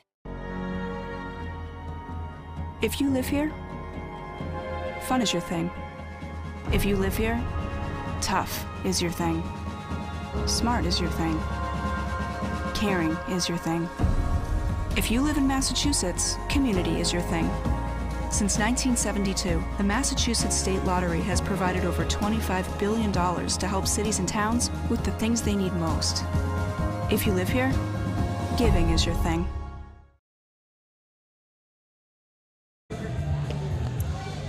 Well, Ty Langenberg has been nothing but stellar this season, and he's hoping to continue that trend here for the bottom half of the 8th inning. Austin Nakuda alongside Zach Berman and Drake Toll, live from Gov Fuller Field in Falmouth, Massachusetts, where the Harbor Hawks have had one of those late rallies that they like to do so often, Zach, and they lead it now 5-4. 3 games in Falmouth, 3 late Harbor Hawk rallies, and now you just gotta figure out a way to get these last 6 outs. Yeah, which has not been easy against the Falmouth Commodores, who have won their last 3 games by 3 runs combined. So they're very good at doing the thing where they also make late rallies. So I don't think the Harbor Hawks feel safe whatsoever. Even with Ty Langenberg out there, who's been a really solid reliever for Hyannis all season long, you can't blink against the Falmouth Commodores right now. They'll make you pay. I mean, make no mistake, in this last week or so, as get to this after the first pitch. First pitch to Borfin by Langenberg is a called strike at 92, 0-1. Make no mistake, Falmouth is not beating up on bad teams here. Falmouth has beaten Hyannis. They've beaten Katuitt. They've beaten Bourne in this stretch of the last few games. They are competing with the best of the best. 0-1 misses low. 1-1 the count evens up, and Falmouth's hot streak has continued the last 3 nights. 3 straight wins in which they've scored a combined 21 runs. All 1-run victories, however. Here comes the 1-1 to Borfin. Inside, nearly hits him, but the slider didn't get enough of the Sox 2-1. Well, regardless how this game ends, we'll be seeing Falmouth again. Not the next game. 2 games from now. I was going to say 2 nights from now, but after the All-Star break Monday night. The 2-1. Borfin fouls it off, and that's a souvenir for anyone who wants to climb a fence, run 20 feet into the woods. Would you say 2 games from now or 2 games 1 from now. game from now? 1 game from now, I guess. Tomorrow night against Brewster. Christmas in July, or as I like to call it, Mike Sirota revenge game. Yeah, that's a big storyline for that one. Santa Claus will be there at 5:30. We hope to see all the Harbor Hawk fans in attendance at Christmas in July at McKeon Park. Yep. We'll all be there having a good time. You won't. That's correct. Oh. Here comes the 2-2 from Langenberg. Sails it to the backstop, 3-2. How's that for a pitcher? You throw a wild pitch, it's coming right back to you. Well, you know, you got the bricks back here. If you can throw that ball at the bricks, scuff it up just enough where you want it to be scuffed up, you could use that coming up here with a changeup if you're Ty Langenberg. The 3-2 wind up and the pitch from Langenberg, and Borfin hits that one a long way to center field. McConnell's on the run, he's at the wall, and it's off the top of the wall. Borfin missed a home run by a matter of feet. He's thinking 3 again. The throw to Jeb, the relay to third is in time! The Hawks get him on the relay. Borfin wanted 3. Jeb and McConnell wouldn't budge, and they get him on the 8-6. The umpires were both out of place. There was no one set to make that call. Both the home plate umpire and the third base umpire, neither of them had set up for any play at third base. So I don't think either got a great view of that play. By the time they looked, thank goodness they gave the out call, because that is the right call in that scenario. But I'm not sure if any of the guys in blue, that is the umpire. Moore guns him down trying to get a triple, and that is a loud and dramatic out number 1. Here's the 1-0 to Drew Butcher. He lines one to right field, and it's over the head of Riku Nishida for a base hit. And now, how big was that relay? Because that would have been a tie game on that single. I want to go back to that relay for a second. That ball goes over the glove of McConnell up against the wall, and then McConnell found himself turned around and behind. Not sure if it mattered because the play wasn't even close. Yeah. The 1-0 home and a big swing and a miss from Josiah Cromwick. He's 1 for 3 today with an RBI, single, and a run scored. Well, the Falmouth coaches made it a point to come out and ask the umpiring crew who saw it and what they saw, and you could see there was confusion all around. The Falmouth coaches have had a great point. There wasn't somebody there to call that play. He 1-1 to Cromwick, and he goes after a fastball, but comes up with not much, and it moves to 1-2. But thank goodness again, they got it right. They did. It was a great relay from Jeb. And how about Christian Moore, not an everyday third baseman, slaps the tag down just in time. Langenberg comes set. Here comes the 1-2 to Cromwick with Butcher leading off first. The fastball misses above the eyes, 2-2. You know, to this point, fielding has been such a huge point of contention in this game with the 5 Falmouth errors. But we have seen a Hyannis defense full of guys that are not typically playing their normal positions play quite well today. Big block there by Corona. Count moves to 3-2. It's interesting that Hyannis has 6 hits, Falmouth has 10, but with the 5 Falmouth errors, Hyannis' team OBP tonight has been pristine.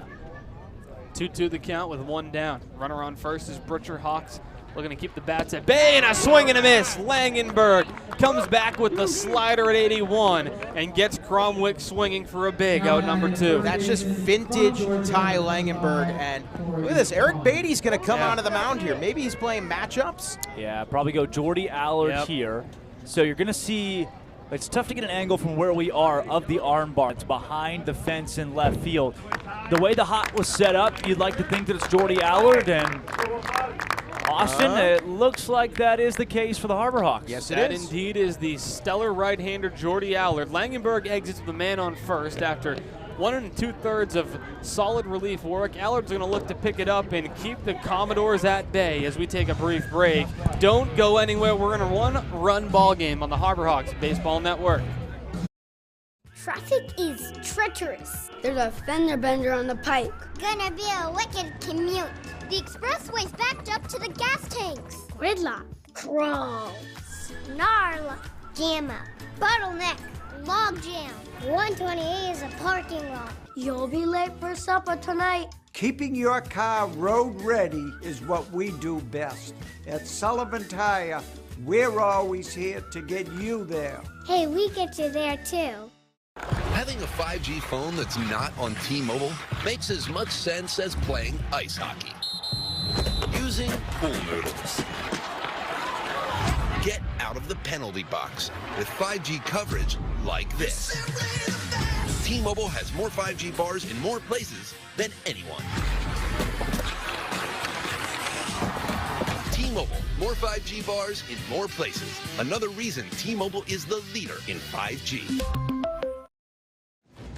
Bronk, What up, TB? what do you think my next move should be? Give it to me straight. Maybe it's just time I hang him up. I got one word for you. Retirement. If you retire now, you're gonna be walking on soft one. Maybe I'll even join you. On the Spotty Network, this is what Tom heard. If you retire now, you're soft. Department, they know their scouting reports. No yeah. chance. Happy Jersey Day, by the way. Happy Jersey Day. Oh. We got the Drake Toll Baylor Come on, jersey Corey. for him his baseball season at Game Baylor, where he worn. plays Hey, the baseball. I brought the Damian Lillard jersey out last week. Yes, you did. Wish I would have seen it. I'll bring it next Thursday. Oh, perfect. Here comes the first pitch to Collins. Called strike. I'm a big Dame Lillard guy. Never run from the grind. You're a big Dame Lillard guy? What do you know about him? I know. Where'd he go to college? Weber State. Is it Weber State or Weber State? Weber. The Another world coach. may never know. Here comes the 0-1. That one gets away from Corona. Skips to the backstop. Moving up to second is Brutcher. As that one was spiked in the dirt. The count moves to 1-1. Harbor Hawks came into this game with wild pitches not being an issue. They are first on Cape Cod in wild pitches. They've only thrown 23 this season, so that has not been detrimental to them whatsoever. Falmouth, not quite as lucky. And with every play that has happened since then, that relay from McConnell to Jebb becomes more and more important because that wild pitch could have very well given Falmouth the lead had. Think about, too, the wild pitches have been pretty timely. Not that there's there's no perfect time to have a wild pitch, but that one there is not completely detrimental yet. The Falmouth Commodores might know a little something about wild pitches against the Harbor Hawks. Yeah, I forgot about that, too. Jake Peppers, no longer with the Commodores. Gone but not forgotten. The 1-1 to Collins. Tried to go with that either change up or 37 runs this season, I making don't wanna 142 runs. Oh, my 116 earned. Oh, this poor team. And the Commodore white and maroon. Here comes the 2-1 from Jordy Allard. Long pause on the mound, brings it home. There it is, called strike to 80 miles per hour on the off speed. And now Jordy Allard with a man second base is one strike away from completing the 8th inning and sending his Hawks to the 9th up a run. Collins at the dish is 0 for 3 today. Allard shakes off the first sign from Corona. Now he puts the fingers down. He confirms the next. Allard comes set. Here comes the 2-2 with 2 down. Just missed. A good pitch to throw on 2-2, and one you're going to get a lot of swings at. Yeah, you probably, maybe earlier in the count, maybe without a 2-strike count, you get a swing on that one because it's rolling in fairly close to the zone, but the eye has honed in for Collins. 3-2, 2 down. Allard comes set. The payoff pitch popped up, out of play. Collins will live to see another day at the dish. And Collins is somebody that does have a pretty good. However, I did mention strikeouts too. 68 strikeouts. Yeah, that's a few. Hello.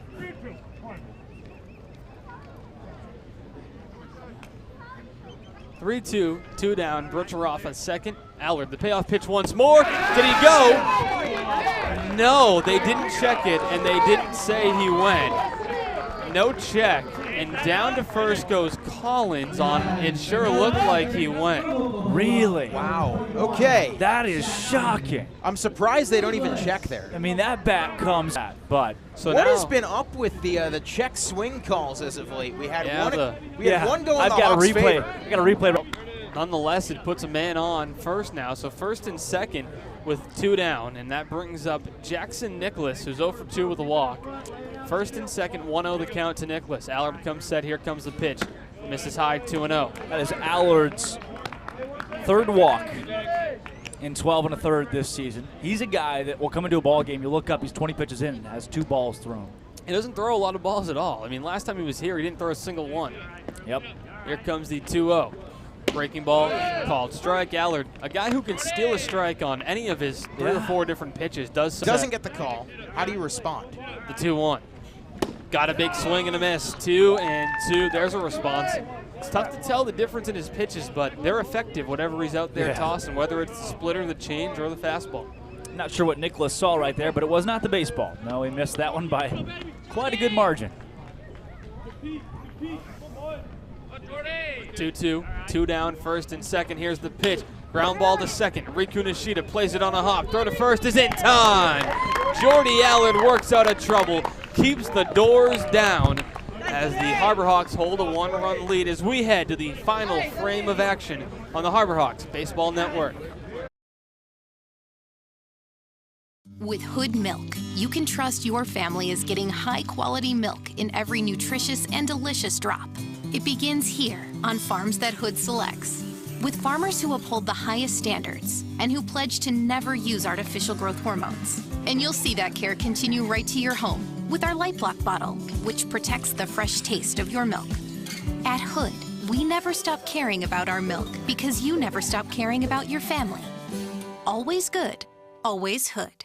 Gannon's Tavern is the home of incredible wings, handcrafted cocktails, ice-cold beer, and Keno. Their innovative tavern menu features seafood, great sandwiches, steaks grilled to perfection, and stunning specialty dishes. There's no better place to watch your favorite New England pro football team than Gannon's Tavern, in their large bar or outside on their covered deck, complete with TV and sound. Gannon's Tavern, 959 Burses Way, Hyannis. Like them on Facebook and Instagram. See you soon at Gannon's Tavern.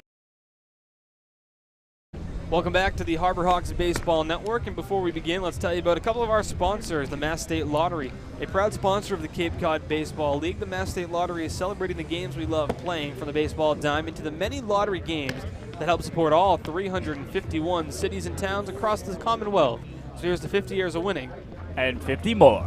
And thank you again to Mass State Lottery and T-Mobile, who is proud to sponsor the Cape Cod Baseball League. T-Mobile is committed to serve those who serve, and that's why they go above and beyond for our active duty military, veterans, and first responders.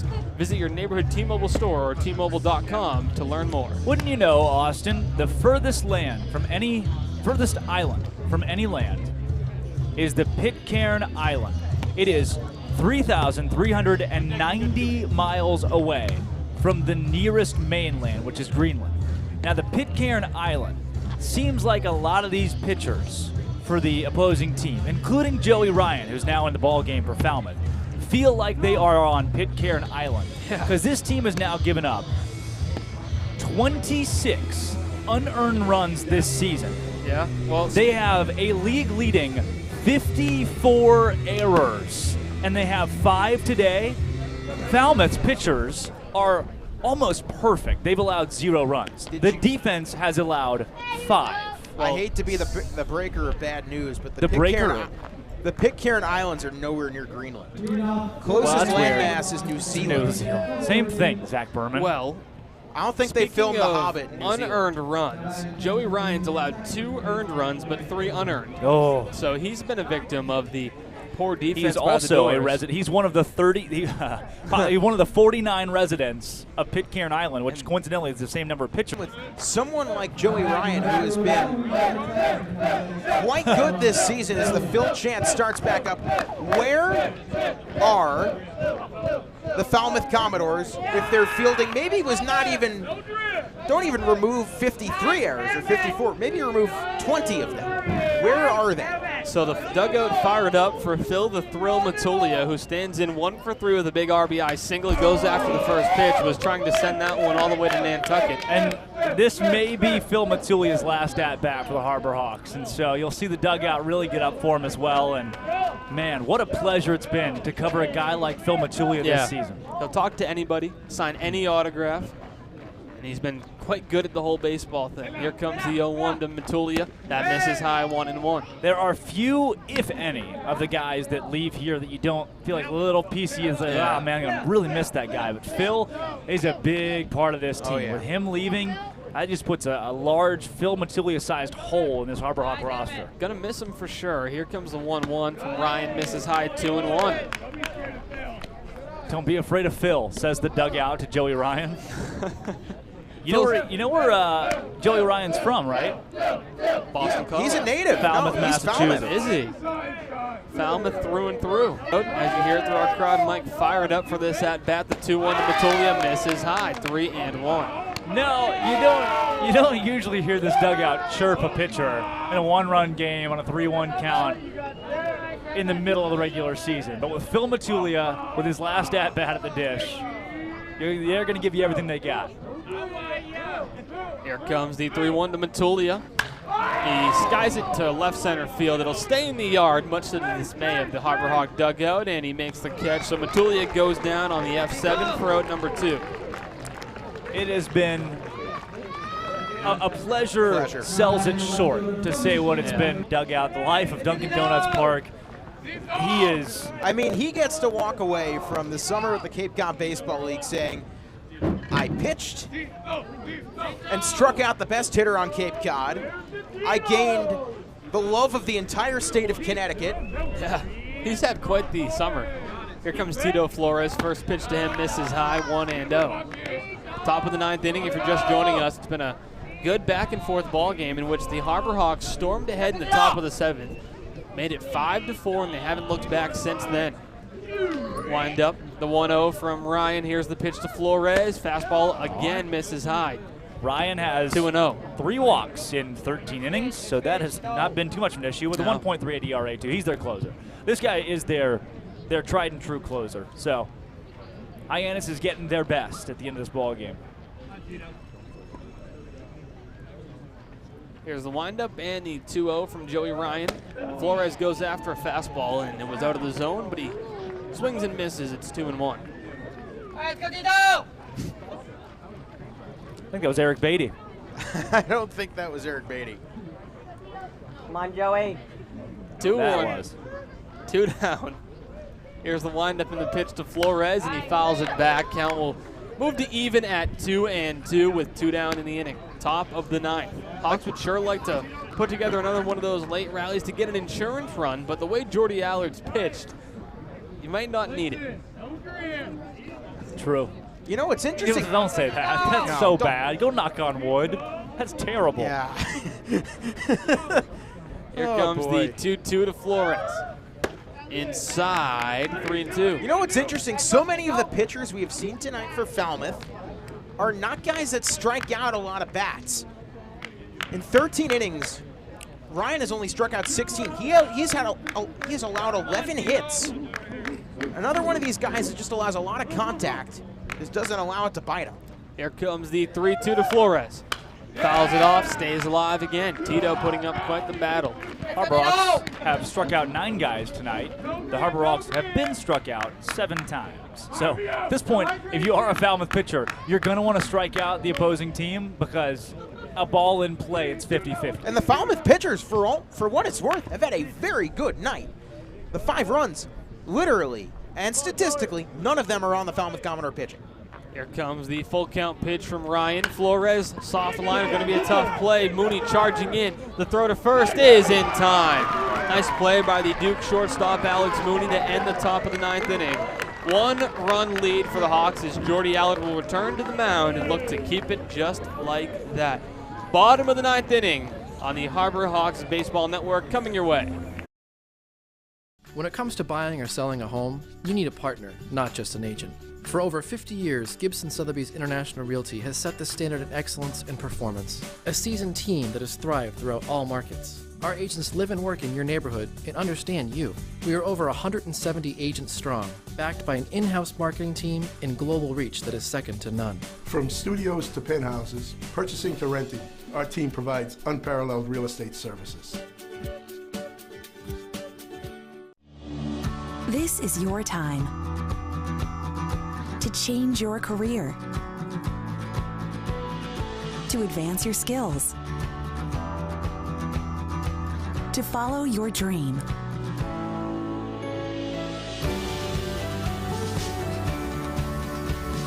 Curry College continuing in graduate studies. Tomorrow is coming. Be ready. I'm defeated, feel mistreated. I'm so angry, I'm singing a song. 'Cause I'm paying so much for home internet and that's just wrong. I've got T-Mobile home internet. I feel happy. Great. Very happy. Good for you. Look how much money I'm saving right now. Wait, really? There's no hidden fees, no price hikes, one core. Bro, wow. Internet without BS. 9th inning. We don't need any subs, though, in the broadcast booth. Still Austin Nakuda, Drake Toll, and Zach Berman as the Hawks. Yeah. I'm Zach Berman. I'm Ron Burgundy. Yeah, Jacob Walsh, the pinch hitter, the first baseman who has started many of the Commodore games over at the first base bag, and it's going to one-hop the wall. McConnell will pick it up, fire it in, and it is a lead-off double in the bottom of the 9th inning. Well, bad news for the Harbor Hawks is it does not get remotely easier. 2 for 4, Alex Mooney, 3 for 4, Halter, and then Stovall to the dish, who is 0 for 4 coming up. That's 1, 2, and 3 due up for the Commodores.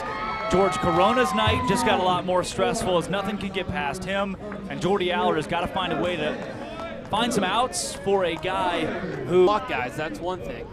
And he has such a good splitter changeup, and it's so good against left-handers. Occasionally he'll hang one, and you saw it right there. Runner on second now, bottom of the 9th, called strike to Alex Mooney. The Commodores have the tying run aboard with nobody out here in the bottom of the 9th. 86 on the fastball, so really 89 from Allard, which is where he'll pretty much top out. Here comes the 0-1. Breaking ball and a hesitant swing. 78 on the curve, and Mooney goes right through it. We haven't seen that one before. 0-2. Swing. We'll gladly accept that from Alex Mooney. I would gladly accept one more. Uno más, por favor. 0-2. Nobody out here. Bottom of the 9th inning. Hawks lead it by a run. Allard comes set. The 0-2 on its way. Just fouled off. Mooney squibs it off. The brick backstop count holds where it is. Well, these Falmouth Commodores are very, needless to say, familiar with these late game situations. Their last 7 games, 7 of their last 8, all either 1-run games or ties. Compare that to the Hawks, who have either been blown out or... The 0-2, Mooney rips it foul. He was all over that hanging great off-speed pitch and just way out in front of it. Yeah, 80 miles an hour there from Allard, and Mooney read it the entire way. Read it almost too well. And great contact, but foul by about 30 feet on the left side. That's a break if I've ever seen one. Yeah, at 80, true. Allard gets the signs from Corona, stares down the runner at second, brings home the 0-2. It's in the dirt. It gets by Corona to the backstop. The throw to the third won't happen on the ricochet. So now moving up 90 feet closer on the wild pitch is Jacob Walsh, who had a pinch hit double. And that's a play that that's not on George Corona. I mean, that's a ball that Allard spikes a couple feet in front of the plate there. It takes a hop and gets away from the catcher, but can't do everything back there. And the game changes here with a run 90 feet away. Now you're tossing to home plate, trying to keep that from scoring. The Hawks are shifting heavily to the left side of the infield. Moore is about 10 feet off the third base bag. Jeb is about 15 feet to his right, and Riku is right in front of the second base bag. The 1-2's fouled off. So the Hawks, assuming that Mooney, if he puts it in play, it'll be pulled to the left side. Yeah. 1-2 the count, nobody out, tying a run 90 feet away for Falmouth. Well, Mooney's going to keep swinging the way he's swinging. He's not the kind of guy that's trying to place that ball on the right side of the infield here. He's coming to you, to the left side of the field. Here's the 1-2. Swing and a miss! Jordy Allard records a big... And that is a huge out, number 1. Okay, now this begs the question. You have the best hitter on this team coming to the plate. If you weren't playing for ties, I would say walk him. But a tie would be an important point, even if the Harbor Hawks surrender this run, because I would put you a full game up on Katuitt. But Colby Halter, do you walk him and set up the double play? I would say no. The problem is then you give the Commodores the winning go-ahead run on the bases, and he could just steal second. 1 down, runner on third is Walsh. Best hitter on the team, Colby Halter at the plate. He's 3 for 4 tonight. First pitch from Allard to Halter. Called strike. Yep, 88. So fastball, the gun says 88, but the fastball truly sitting 90-91. And again, Allard's an 89 to 91 guy. Fastball's there, and to go with the fastball in the first pitch of this at-bat. A lot of confidence out of Allard. The 0-1 again. In the dirt, swung on and missed. 0-2. That's one Halter's going to want to have back. That ball was in the dirt and tracking very clearly towards the dirt, too. Halter, almost a desperation, looked like he was at the driving range there trying to golf that. Yeah. 0-2 the count. And I don't think for any reason you come in the zone here. No, I don't believe so. I also don't know if you give high heat. Maybe a breaking ball, try to keep it in front of Corona on the outside part of the plate. Keep it away here from Halter. Let him look at something. Infield in, the 0-2. Thought about going around. It was a high fastball, but Halter didn't chase 1 and 2. That's the right pitch, and you have to be careful. The wild pitch has already bitten Jordy Allard once this game. You spike one, the game is likely tied. You have to be careful. Heavy shift on the Hawks with 3 infielders to the right of second base, playing the pull of Colby Halter. Just one man to the left side. Here's the 1-2. Swung on and missed. Jordy Allard drops the hammer with the breaking ball, and after a leadoff double, the Hawks have 2 down here in the bottom of the 9th. Jordy Allard, ice in his veins through the last 2 batters, responding with a pinch hit double to the pinch hit double with 2 straight strikeouts. Now he gets Stovall. Stovall's 0 for 4 tonight, but that just means he's a guy that's due. His bat's been great on Cape Cod, so you got to dial it up for Allard right here. Give him your best stuff and leave no rock unturned when it comes to your pitch selection and what you deal to the Arkansas second baseman. First pitch, called strike. 0-1 with the tying run just 90 feet away. That's Luke Boyers, the runner, who ran for Jacob Walsh after his double. Boyers has decent speed. Allard allowed the double. Threw a wild pitch would put Boyers over on third with no outs. Here's the 0-1 in the dirt, blocked by Corona. George Corona just made the play of the game to save the tying run. That was spiked, and Corona played it on a hop right off the chest pad. Yeah, didn't touch his glove. Right Corona off the chest came pad. over that baseball, fell on the grenade right there to keep that ball in front of him. He just blocked it like a block goalie. By George Corona to keep the tying run at third. 1-1 the count now as the crowd falls silent. Jordy Allard comes set, 2 down, bottom of the 9th. Here's the pitch. Breaking ball, weak tapper to first. Ruiz plays it over to first, and the ball game is over. Jordy Allard's fired up. The dugout is fired up, and the Hawks are in the win column once more. Jordy Allard is nails. How fitting is it that on a night where the Harbor Hawks are playing a lineup that's a little bit out of the ordinary, by any means necessary, your catcher turned first baseman, who had one heck of a night, has to make one more nice little play to finish the job. We've seen blowouts this past week. The Harbor Hawks, a nail biter. This is a win that builds character, and a big one at that. Come on. Jordy Allard, ice in his veins. Couple of strikeouts after getting off a leadoff double, and some soft contact to the right side of the field. The Falmouth Commodores have been hot. They have been hot, and tonight they fall victim of the fielding errors. 5 unearned runs, all 5 of the runs the Harbor Hawks scored. The Hawks, who captured first place yesterday in Hartford, Connecticut, hold on to it as they pick up the 5-4 win in Falmouth. They were down 3-0. They were down 4-1, but they win it 5-4, and that is a win that'll fire you up. Keep the momentum rolling as they push towards the All-Star break. The good guys win again, man. The good guys just keep winning. It is a great day to be a Hawk, and before we wrap things up here from Falmouth, it's time to choose a Roll-A-Bump Limited player of the game. Oh, boy. You could go a couple different ways. So let me say this. I'm going to come out and say this. I don't think you go Allard here. Yeah, I don't go Allard here. Now, granted, ice in his veins with a couple of strikeouts, but he also put himself in that situation with the wild pitch and with the double given up to center field.